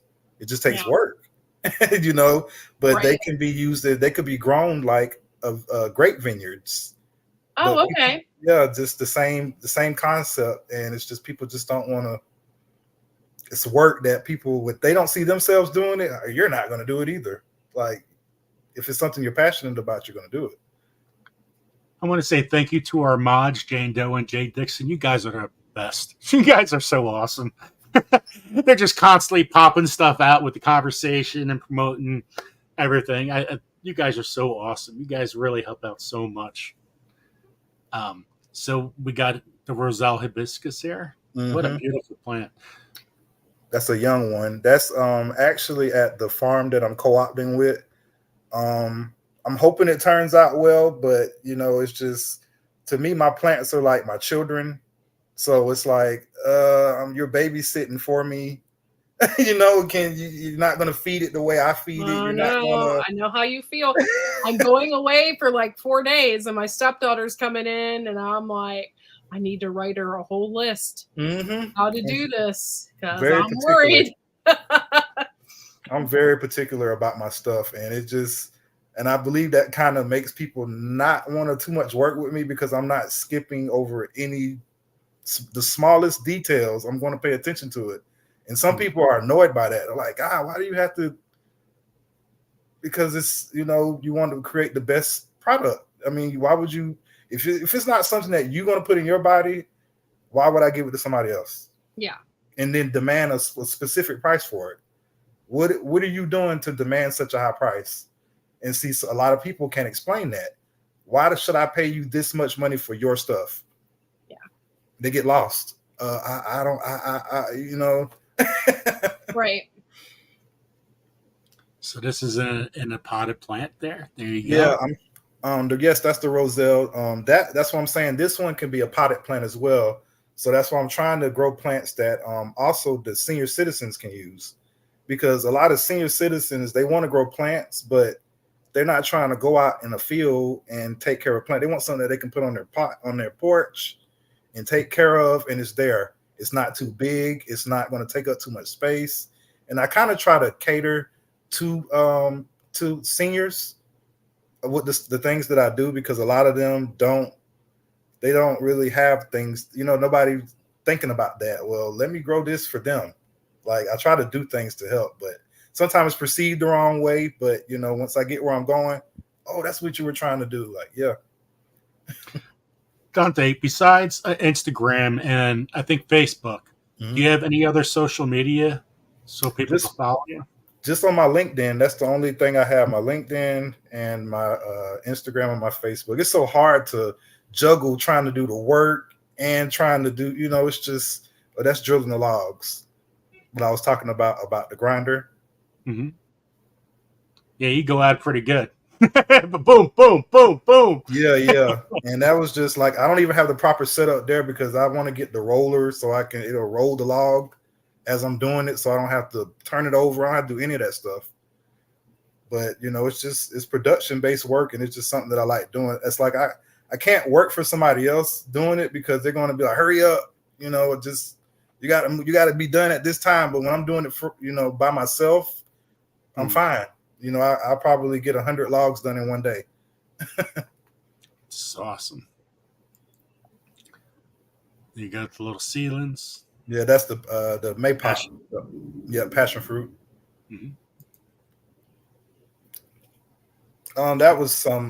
That's some squash that they had growing out there. Like you see where they had the cardboard and stuff. Yeah. That's not my method. I like to use wood chips, and I like to put down wine cap mushroom compost in my wood chips. So that's what I'm saying. When I'm working with other people, I kind of gotta, just okay, we'll do it. But yeah, that's their project in the greenhouse, and I'm just kind of collaborating with them right now until I kind of, get some more resources so that I can do more. But it's a learning experience because I'm still learning from them, but they're not doing things the way I do it. But I'm still learning what to do and what not to do. Now with the cardboard and stuff, have you ever get like a nice bee's nest in there and stepped on it and what's going on? I feel a burn. Yeah, the cardboard that under that is just it's the soil is horrible up under there because the property is it's on a pine tree plantation. So the soil is it's the pine tree roots everywhere. So pretty much I'm over here helping him at this farm build up his soil. And he's pretty much just using the cardboard, and then we put the topsoil and then the compost, and then we just make the rows. Okay. And that's what I've been helping him out there do. You know what I mean? I don't feel like I'm losing anything helping somebody else get established because I'm still helping them, and that's still experience for me. Now, looking at zucchini plants, when you get powdery mildew, because you're in a whole different region, what do you do for when you see powdery mildew? Usually when we see powdery mildew here, it's a wrap. Unless you want to use the copper fungicide. That'll probably be about the only thing that you can use that's not chemical based. Okay. So liquid copper, that's about it. There's some more. I've used hydrogen peroxide. Yep. And somebody told me milk will work too, but I have never used milk. I've never used milk either. So I'm just going through. Some t-shirts. That was at a farmer's market. A vending event. They kind of are teaching me about doing the events. I like them. They're okay. But yeah, they're trying to get me social. So they made me come out. Yeah, I'm out there working with them, building raised beds. So that's what I'm saying. I learned how to do that there. So it's kind of like I'm getting an apprenticeship / You never stop learning. Yeah, getting the tractor, driving the tractor. I mean, got a little crab there. All right, I'm coming down for the crab legs. Yeah, man. They're in season right now, actually. And then the sad part about it, I don't have time to go crabbing. Oh. Yeah, that's the purple ribbon sugarcane that I was talking about. That's native to South Carolina. Well, you might as well say it's native to here at this point. That's the heirloom one that I really need to work on because all of the other varieties, they're all pretty and stuff like that. But this one has been here longer. So it's like I'm trying to figure out which one do I need to focus on more, the ones that's been here or trying to bring new things here. Oh, that's awesome. Yeah, my daughter, I was on the band, and I'm kind of trying to pass that on to my children. So apparently they have the skills that I have, but they're better than me. And I'm not. Did you start as a music teacher? You were really didn't you start as a music teacher? I thought I read I was going to college for music education actually. Okay. And I just I got there and I realized I want to be outside. This is not for me. I want to work outside in the woods. And that's the sugar canes that I was talking about that I like to grow, but it's not from here. But it's pretty. You know what I'm saying? It's something that that's why I say I look at things as art. Like the sugar cane, for instance, if I was to grow it on mass production, most people would just stand there and look at it because of what it is. Like, look at all the stripes. I like creating art, and you can do that with plants. Mm-hmm. Beautiful. It's like having a salad. You want to see all the colors, right? Yeah. I don't mind paying. That's one thing that I do spend money on is my varieties of plants and stuff. I don't spend money on clothes and no, give me a plant. Okay, so freeze dried. Okay, so you could freeze dried mushrooms. Mm-hmm. Yep. That was one of the things that my one of the investor got for me was a freeze dryer, and pretty much it allows me to pretty much get my crops so that they're not going to go bad at all. I don't have to worry about hurrying up because most mushrooms they go bad in 2 days. But with that has a 25-year shelf life.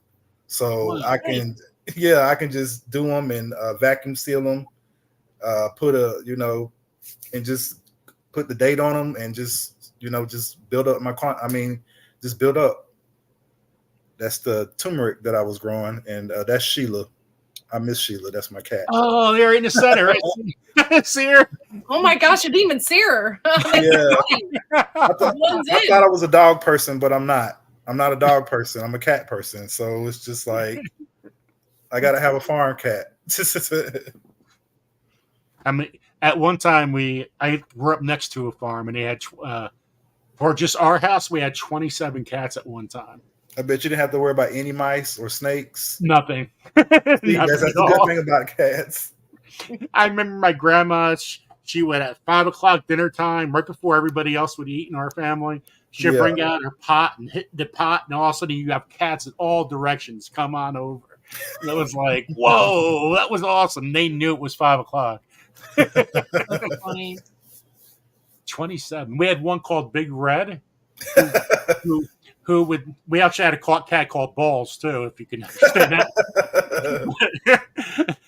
The Big Red she would leave for months, come back all scarred up, oh my God, I have no idea how she's alive. Come back, she'd be all fine, make she recover. Then she'd be gone for a couple months. Come back all scarred up. She just man. She had 9 lives. She was amazing. That's a great picture. More mushrooms. This is something I really got to get into. The hardest part of the mushrooms is collecting the logs. That's what people want to try to avoid because that's the cutting the trees and just getting wrapped up in vines, and it's really, really aggravating. I feel like farming is for people that can handle stress.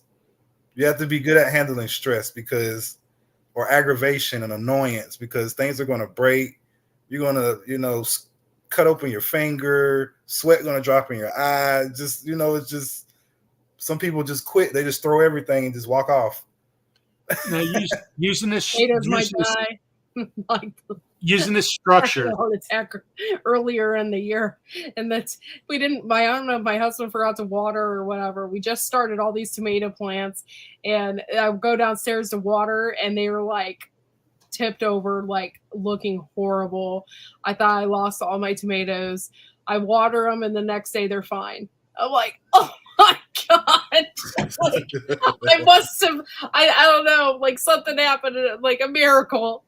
I was like, oh man, it was horrible. I was having heart palpitations. Oh, Jay Dixon goes, Grow Big TV, are you filling in for Serena's jokes while Arista's still sore? No, I can never take over Serena's jokes. Does turmeric have to grow in the shade? It likes partial shade. It doesn't like that full sun. I've seen it grown full sun in Georgia, but here in South Carolina, for some reason, this full sun and that full sun is two different.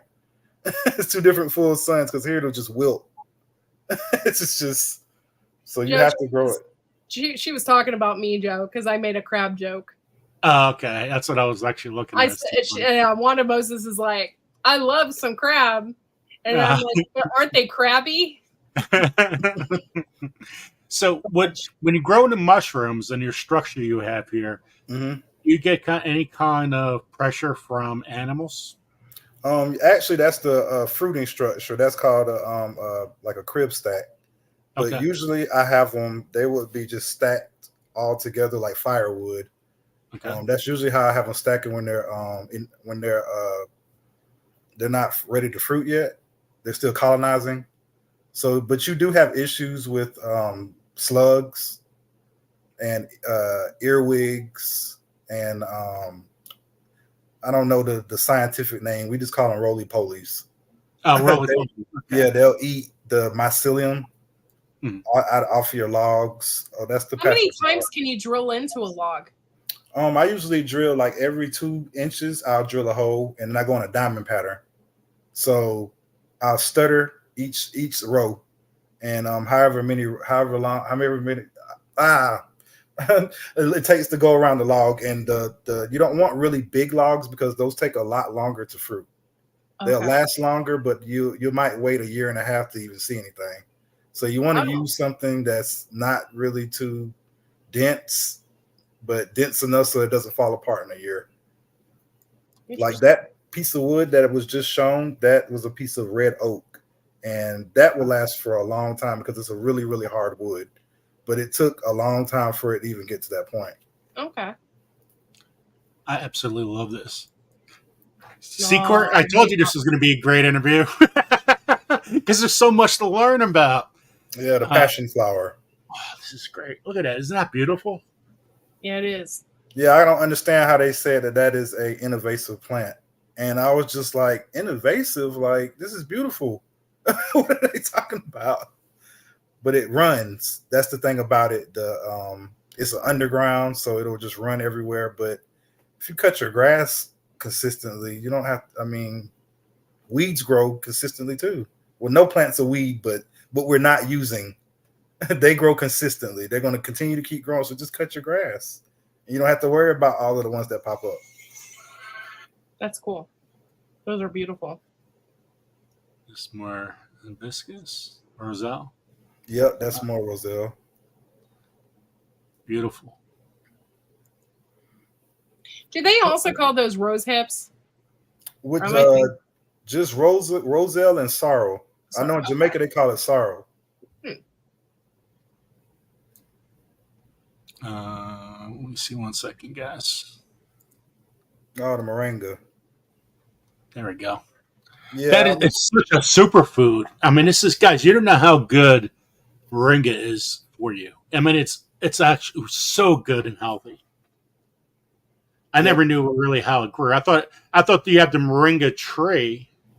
I didn't know they grew like this. Yeah, they can be grown in a sea of green type of way, because this was actually a project to see if I could grow it that way. And it was actually successful, like growing it as an annual crop that I would just come through and harvest, like lettuce, just cut it and it would be young greens. And I could just do that throughout the year when it's warm. So I would have a continual perpetual harvest of them versus me letting a tree get really, really big. And, that's more maintenance. I felt like growing it like this would be less, you would use less space. And it would be more of a crop like that you would just regrow every year versus just trying to save it and overwintering and all that stuff. Just make it a regular crop like any other crop, like lettuce or beans or. Now that has to be great in lettuce because it has that horseradish taste, or even an omelet. I like it better than lettuce. Actually, that's my favorite green. That's really one of the only greens that I like this. I like kale. I like collards. But outside of that, I don't really mess with greens. But this one, I will eat all day long. I will just take it off the plant and just eat it right off the plant. So Serena had a question. What beneficial insects control earwigs? What beneficial insects? I haven't used I've used this product called Sluggo because earwigs are annoying. I've never found a method of getting rid of them that is not. Do earwigs bite? I think they sting. Oh, okay. I don't know. I've never been. They sting. Yeah, they sting, and they just. I haven't found a method of getting rid of them versus just feeding them. And I had to make sure that what I was feeding them was still organic. And I was just like, okay, Sluggo works, but I couldn't find anything outside of that to get rid of the earwigs. Now, moringa. What else do you put moringa in? I put moringa in soups, stews, like just whatever I'm eating. If it's savory, I use it like spice. Okay. So that I make sure that I'm getting it every single day. So if I'm not eating as healthy as I need to, I know that I got that moringa in my system. It's like okay, if I missed vegetables today, but I made sure I got that moringa in, so you didn't miss any vegetables. You got everything you needed when you got that moringa. I'm terrified now of earwigs, or I'm terrified of them now Because I had no idea. I thought that little pinching thing in the back was just for Yeah. decoration. I didn't know No. that they could stick me with their pinchers. Yeah, they'll sting you. Oh, gives me the heebie-jeebies. It's like it's like a Ohio's scorpion. Yep. Yes. They probably get big. Do they get big there? Not big. Well, I have seen big ones, so I guess they do. But oh, gross. It's not very often I see them though. But Yeah, that's the elderberry. Ooh. They grow a lot of the elderberries grow here, but they're mostly on the side of the road, so that you can't eat those. You can't use them for anything because of the runoff from the road. Yeah. But there's one farm here. It's an older lady, and she has the elderberries growing in like an orchard formation, and they look just like an orchard. And she just goes through and harvests down the rows. And I was just looking at it. I was like, this is something that needs to continue after some of these people are no longer here. Oh, for sure. Yeah. Definitely. Is there anything I can plant to attract praying mantis? What can you do to attract praying mantis? The only thing I've only bought the praying mantis eggs. I'll just buy the eggs because if they're naturally not there, they're just because it's like they're there and then they're not. And I've never understood that about praying mantis because you'll see one, and you're like, well, where are the rest of them? And you don't see anywhere else.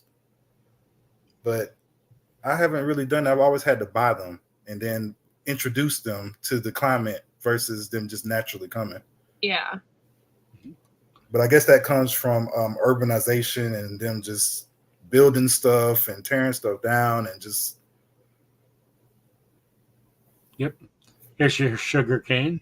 Yeah, those are the different varieties. And I sometimes I feel ashamed about spending all my money on varieties of sugar cane. They're like, you spent money on that? But it's something that I'm passionate about, But yeah, there's so many varieties of sugar cane because everybody just associates, sugar cane is just sugar cane. Like, no, it's not. There are different flavor profiles to this. Just like somebody that drinks brandy, there are different flavors of brandy, and sugar cane, for instance, that's what they use to make rums and cognacks and things of that nature. And it's just I don't understand why people they really just don't think about creating a product that's everything is made and grown here. People, it's like they just don't want to do the work to do it. Yeah. I can't read that, but what is that? Is that a maypop? Yeah, that was another variety. See, remember I was telling you about the varieties? Yeah. That variety produced nice looking flowers, but the fruit was just terrible. I was just like, it didn't fruit like I wanted it to. That's why I say the maypop, the incarnata, it might be the same plant, but you go to a different state, it may have crossed with different things, so it has a different taste than the one that you might get from a different area. Oh.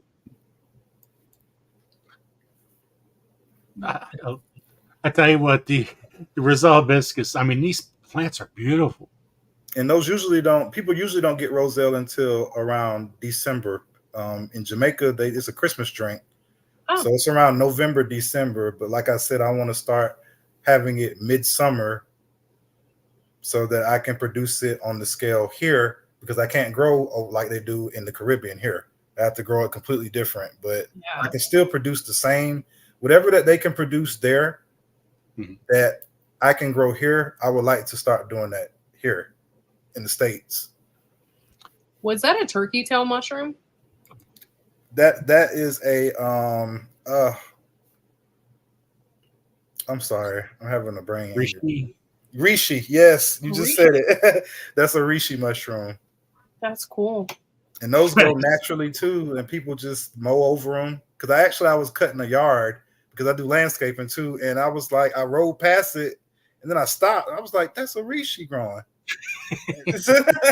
So I got my knife out, and I was just like, no, I'm taking this. I'm getting this. So that's cool. That's a nice one too.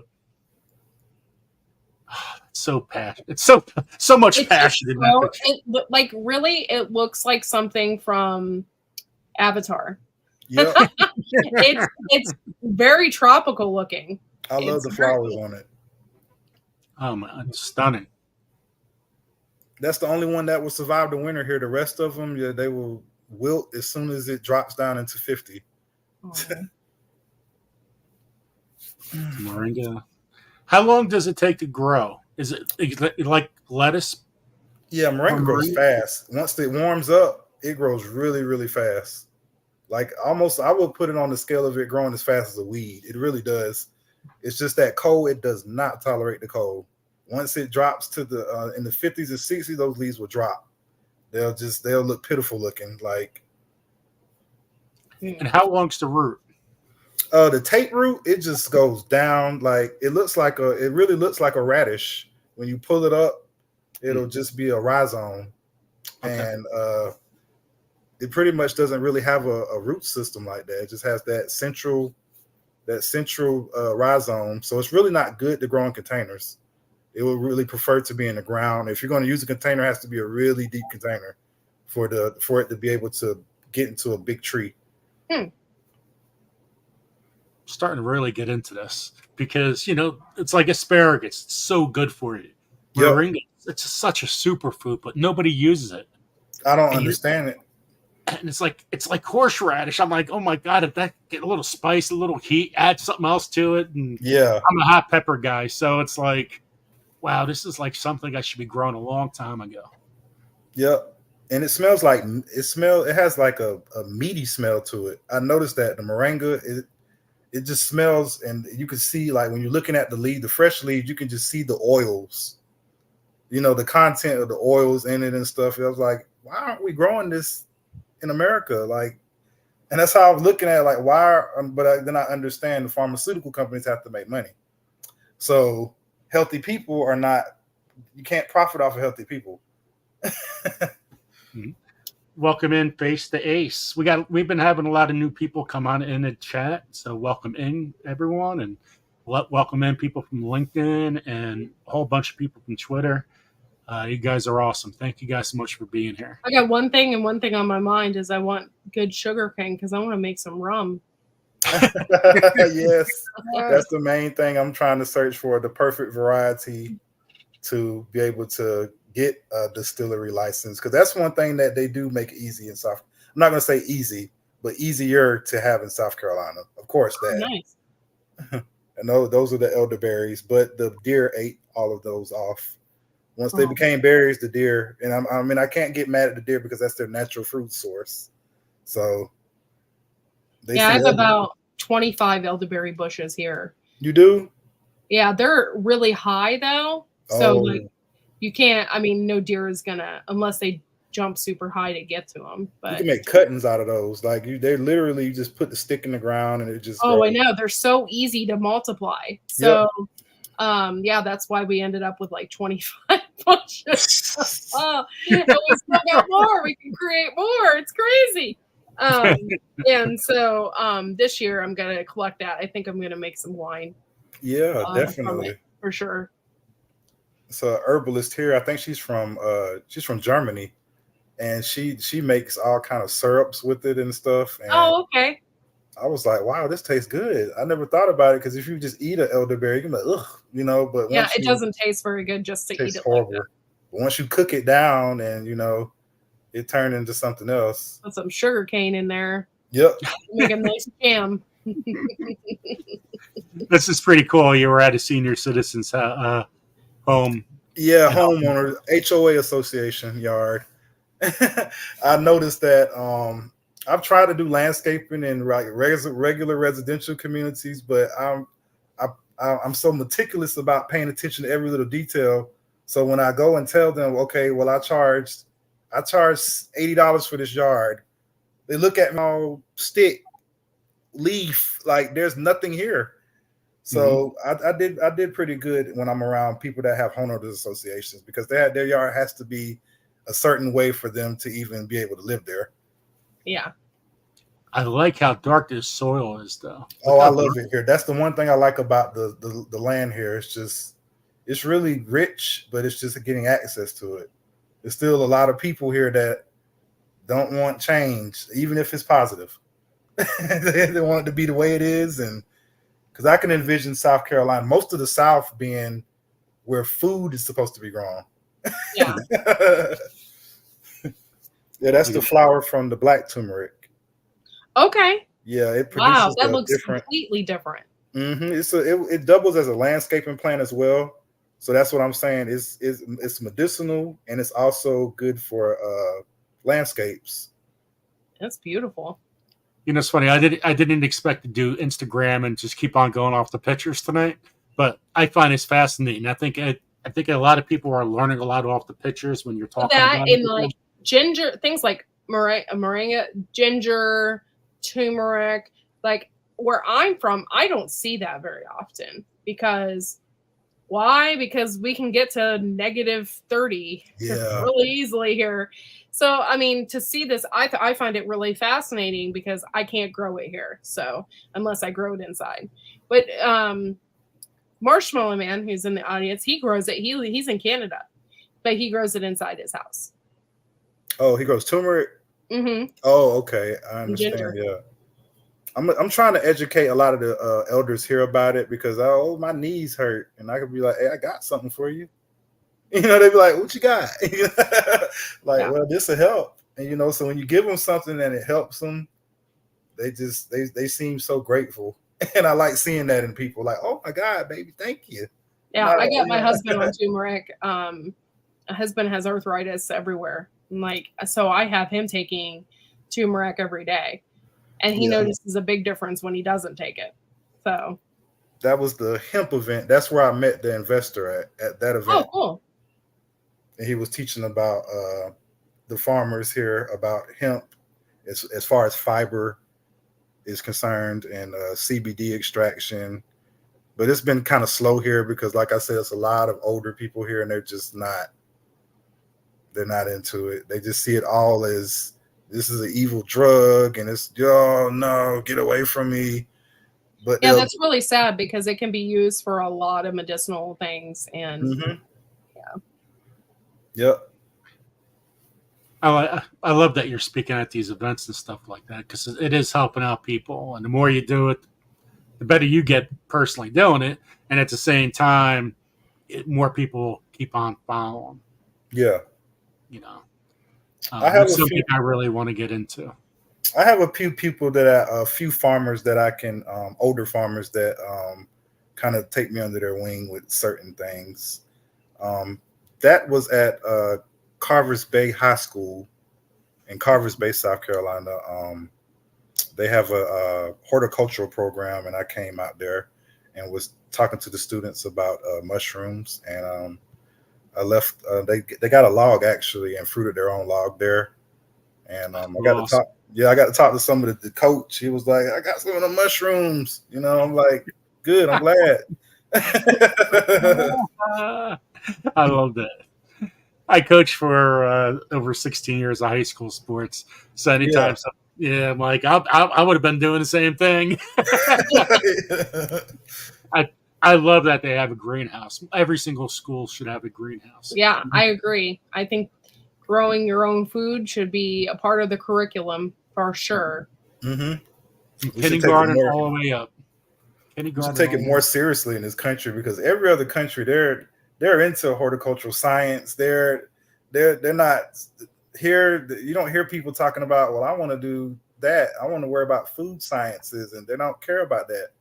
And it's sad. Like we have to get them more involved with stuff, or big business is going to take everything over. Right. So hey, Ken's here. It's all about the biology.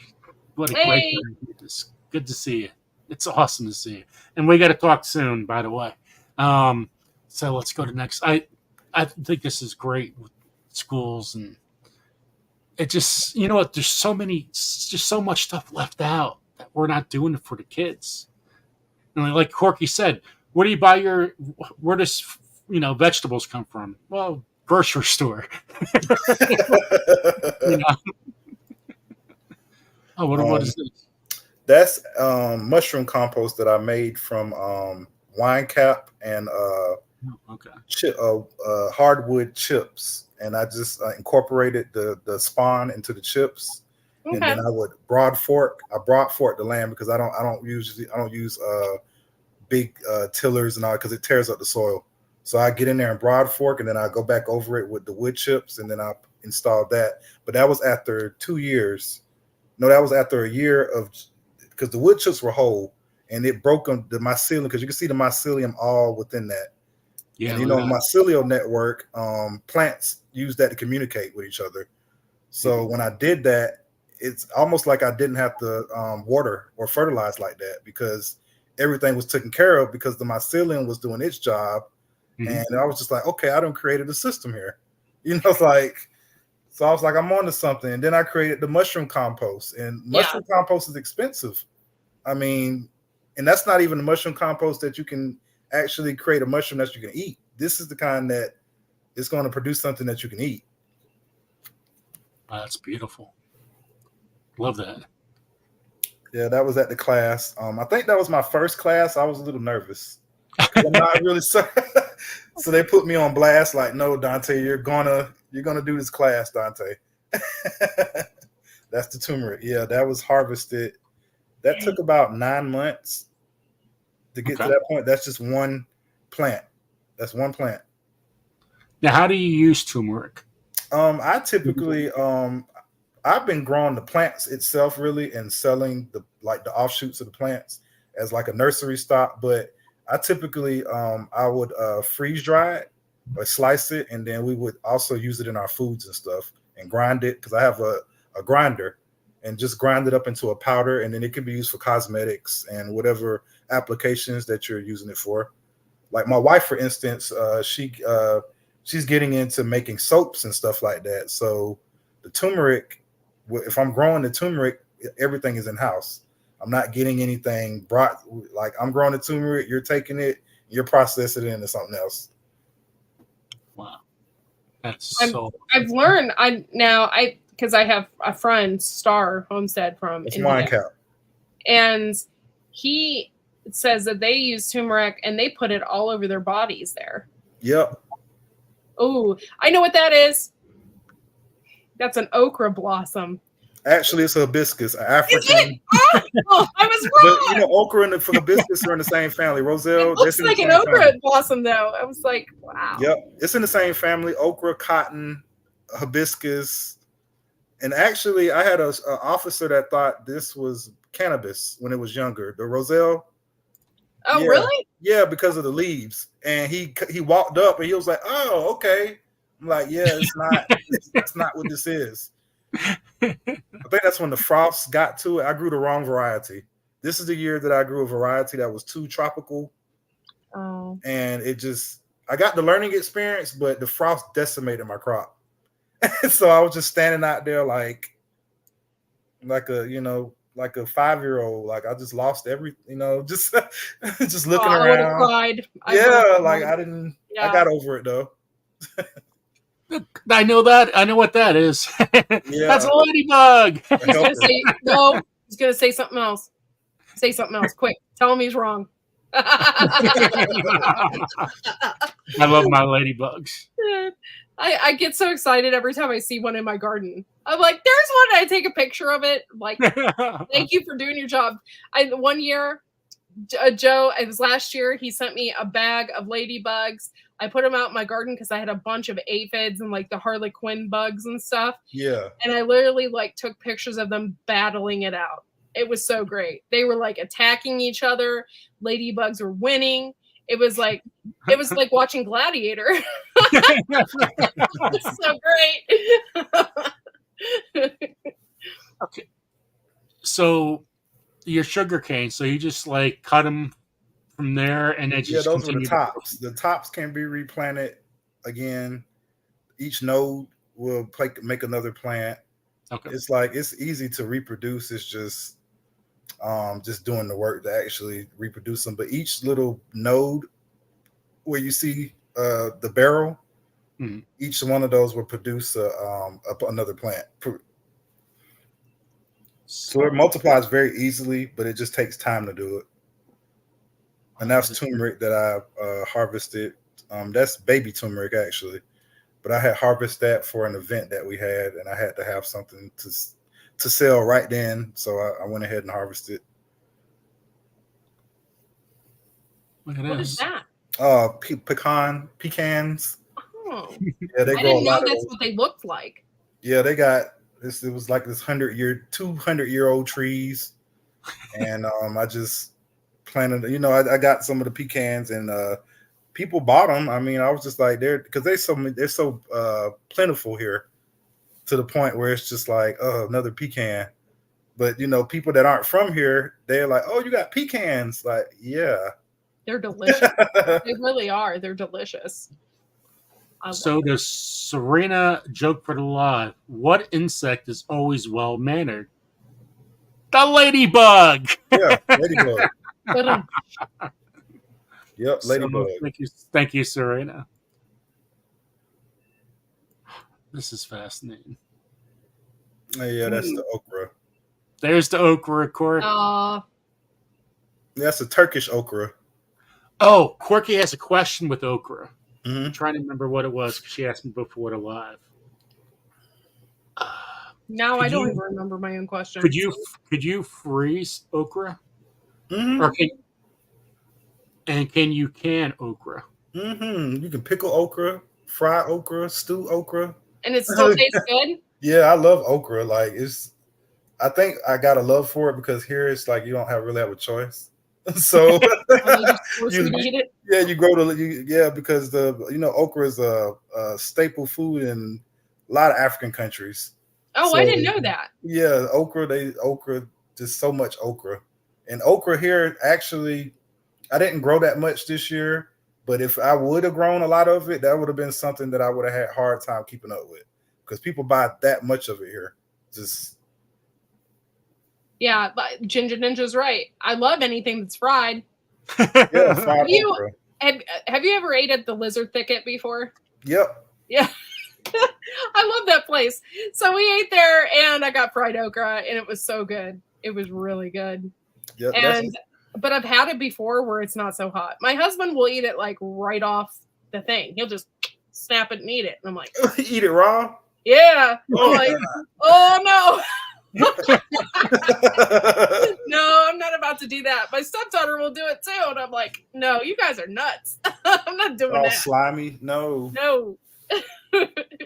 Yeah, the Turkish okra isn't as slimy. That's why I started growing that one because it's less slime to it.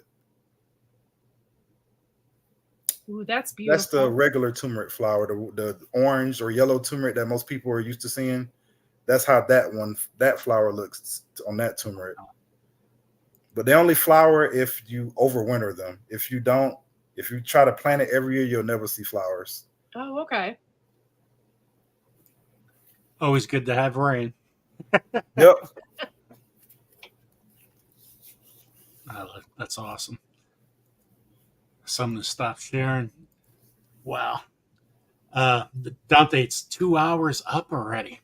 So we probably go on for a couple other hours, but we have a 2-hour show and I try to keep it like that. Yeah. But this was an amazing interview. I'm so happy you responded to my message. It was great time. And I'm like, we got an opening for tomorrow. Yeah, I'm so happy to have you on and learn about different things that people don't grow that stuff around here. Like okra, yes, but not sugarcane. That's not a thing around here because it obviously doesn't grow here. Yeah. So it's nice to learn about that stuff and to and I had no idea that there was heirloom varieties of sugarcane. I had no idea, and that's so cool. So I hope you guys out there got a little information on that as well. I think that's so fascinating. And just remember, you can get a syrup too, which I might be in the market for buying. Yeah, get you some sugarcane syrup. Try to see if it's from. See if you can get some from Georgia because they have some delicious sugarcane syrup, especially in South Georgia. Okay. And if you guys could share this live out, we really appreciate it. We've been getting a lot of people watch our videos after the fact. And so hopefully this will be another one of those episodes because, man, I really enjoyed this. I really did, Dante. It just makes me think. Like, there's so many endless possibilities of growing our foods that we have no idea how to cook it, eat it, use it, share it, or anything. Grow it. And Ginger Ninja wants to know, she says, is there anything you can do with turmeric, the flower? Is there anything that you medicinal, or is it you can eat it, or You can still eat it, or you can use it like the ginger flower, because you know the shampoo ginger. If you squeeze the ginger flower, it makes a sooty, like a natural shampoo. Oh, okay. So I just put a thing. Any other questions? Make sure you put them in caps, and we'll finish up in a second. What's the hardest thing you have ever grown? The hardest thing that I have ever grown, and it's probably going to sound really simple to somebody, lettuce. With the heat, no, I feel your pain, because typically I don't have issues with lettuce. This year has been the hardest year I have ever attempted to try and grow lettuce. I don't know what it is or what I'm doing wrong. My chickens came in and ate it, and then I just had tons of issues this year. So I feel your pain.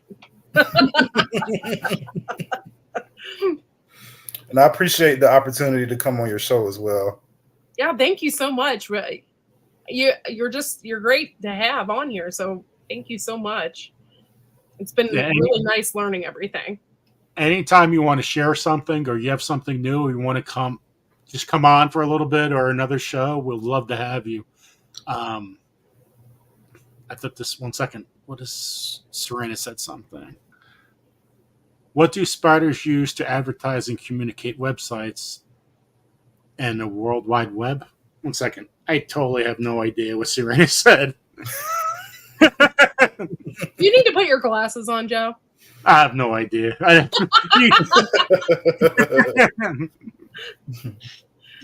Okay, so everybody was saying thank you.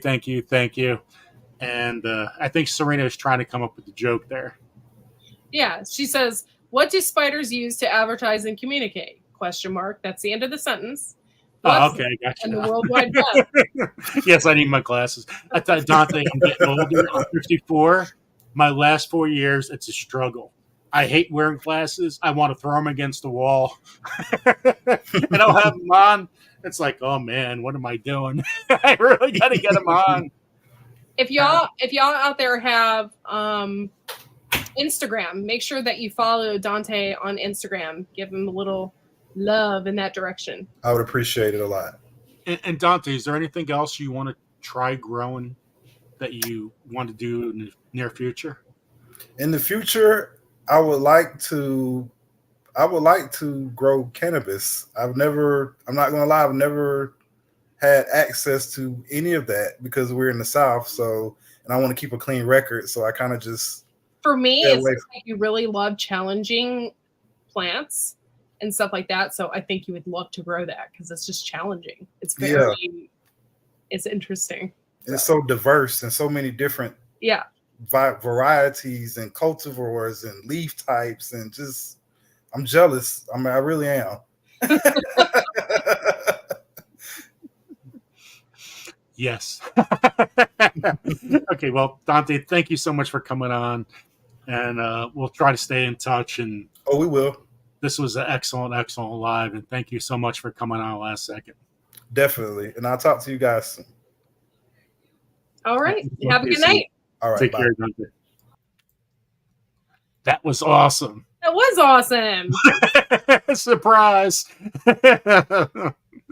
I really enjoyed that. I hope you guys did too. Wow. There's a lot of people that was in YouTube that was coming. Sorry. She snorted. I love you, Ginger. Ginger is my sister from another mister. Okay. Honestly, I would love myself without breaking a sweat when the copter flies over. Oh, you're cracking me up. Billy's here. Hello, Billy. Billy, we were wondering about you. We miss you. Love you, we Billy. miss you, Billy. We want to know, the last time I talked to you, I was soiling my underwear. But I never got it out there to soil. Don't worry, Billy. He soiled your underwear. Me and Billy, imagine us with underwear showing out there. These are our underwear. And we're. I got this from Billy. He signed it right here. Anyway, Billy, we really do miss you. Oh, well, you know what? Before you guys go, let me play the rest of the video with Tim before, because I want to make sure you guys should see the whole thing. Let me see. So I think we got about 2 minutes left here. In areas that were much drier. Really, this obviously, guy the hot his compost underwear. pile and He vermicompost left a pile lot of have streaks. much more moisture. I add moisture to the hot compost pile. I don't water my tree lawn. I don't water the wildflower patch. And I think that goes to show that water is the grease of the composting engine, or, you know, microbes need water to thrive. So moisture is definitely a key thing. Okay, so I've decided I'm also going Billy, to check out that do a little thong. sample and put it on the microscope. So let's rinse them out. Okay, we got 2 test tubes, and I cut off 1 gram of material, and I'm going to dilute it now by adding 5 grams of water. Okay, so I got the 2 specimen here in the test tube, and I'm just gently getting the moisture in contact with the material so that I can extract a couple drops to put on the slide. Okay, so we're going to extract a few drops here.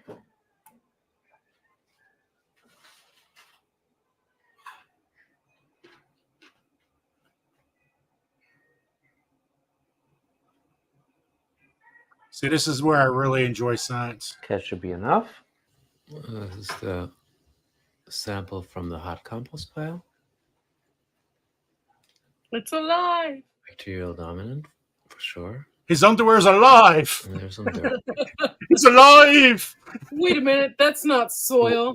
Here are actually fibers. That's it. Definitely from right the there. cotton underwear. Those larger chunks should be fibers.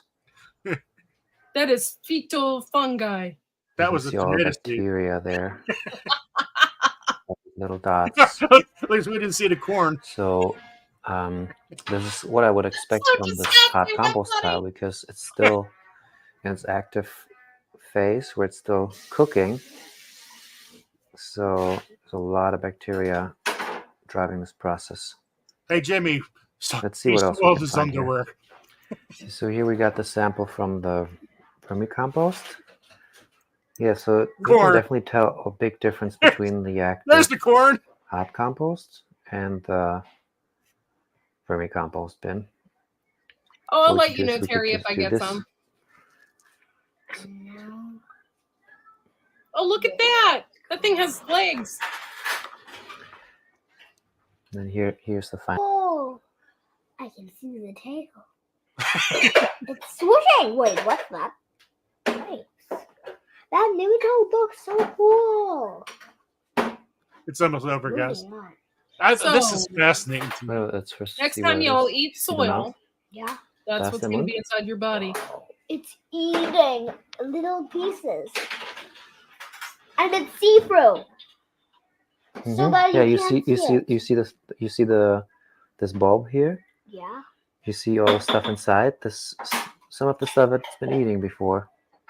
Yeah. Here's another nematode. Yeah. Beneficial And it's dancing. Also siehst du das da ist auch noch ein Naked Amoeba daneben. Und das da, look. Wait, look at this one. This one's about to scooch. There's 2. Whoa. Can you feel the love tonight? Oh, and of course, one The little piece of nematodes microplastics will is in there as well. Me nematode. Me eat. Me eat shit. So, If those grew what? from undies. Yes, that's right, Mike. They grew from undies. Now, send us your underwear. You know Joe's P.O. Box, right? Send us your underwear. We will bury them. No. Just make sure you sign them. Which pair of underwear survives the longest? No, I already got a pair of Jimmy's socks. I don't want any underwear. Oh my gosh, you do. I don't want Jimmy's underwear in the mail. Oh my God. No, I want you to guys plant your underwear in your garden. We want to see your streaks. And we're going to show them on TV. And I really need to get a microscope so I could look at what's going on to find the corn in your microscope. Okay, I had enough. All right, everybody, take care. I hope you really enjoyed today's episode. I know I definitely did, and I know you're always learning. Never stop learning, and never stop having fun in the garden either. So, everyone, take care. Love you guys. Thank you for the memberships. It's the Marshmallow Man, and thank you, all guys. donations are very helpful. So, take care, We'll guys. see you next week. We'll Bye, see you next y'all. week. Take care.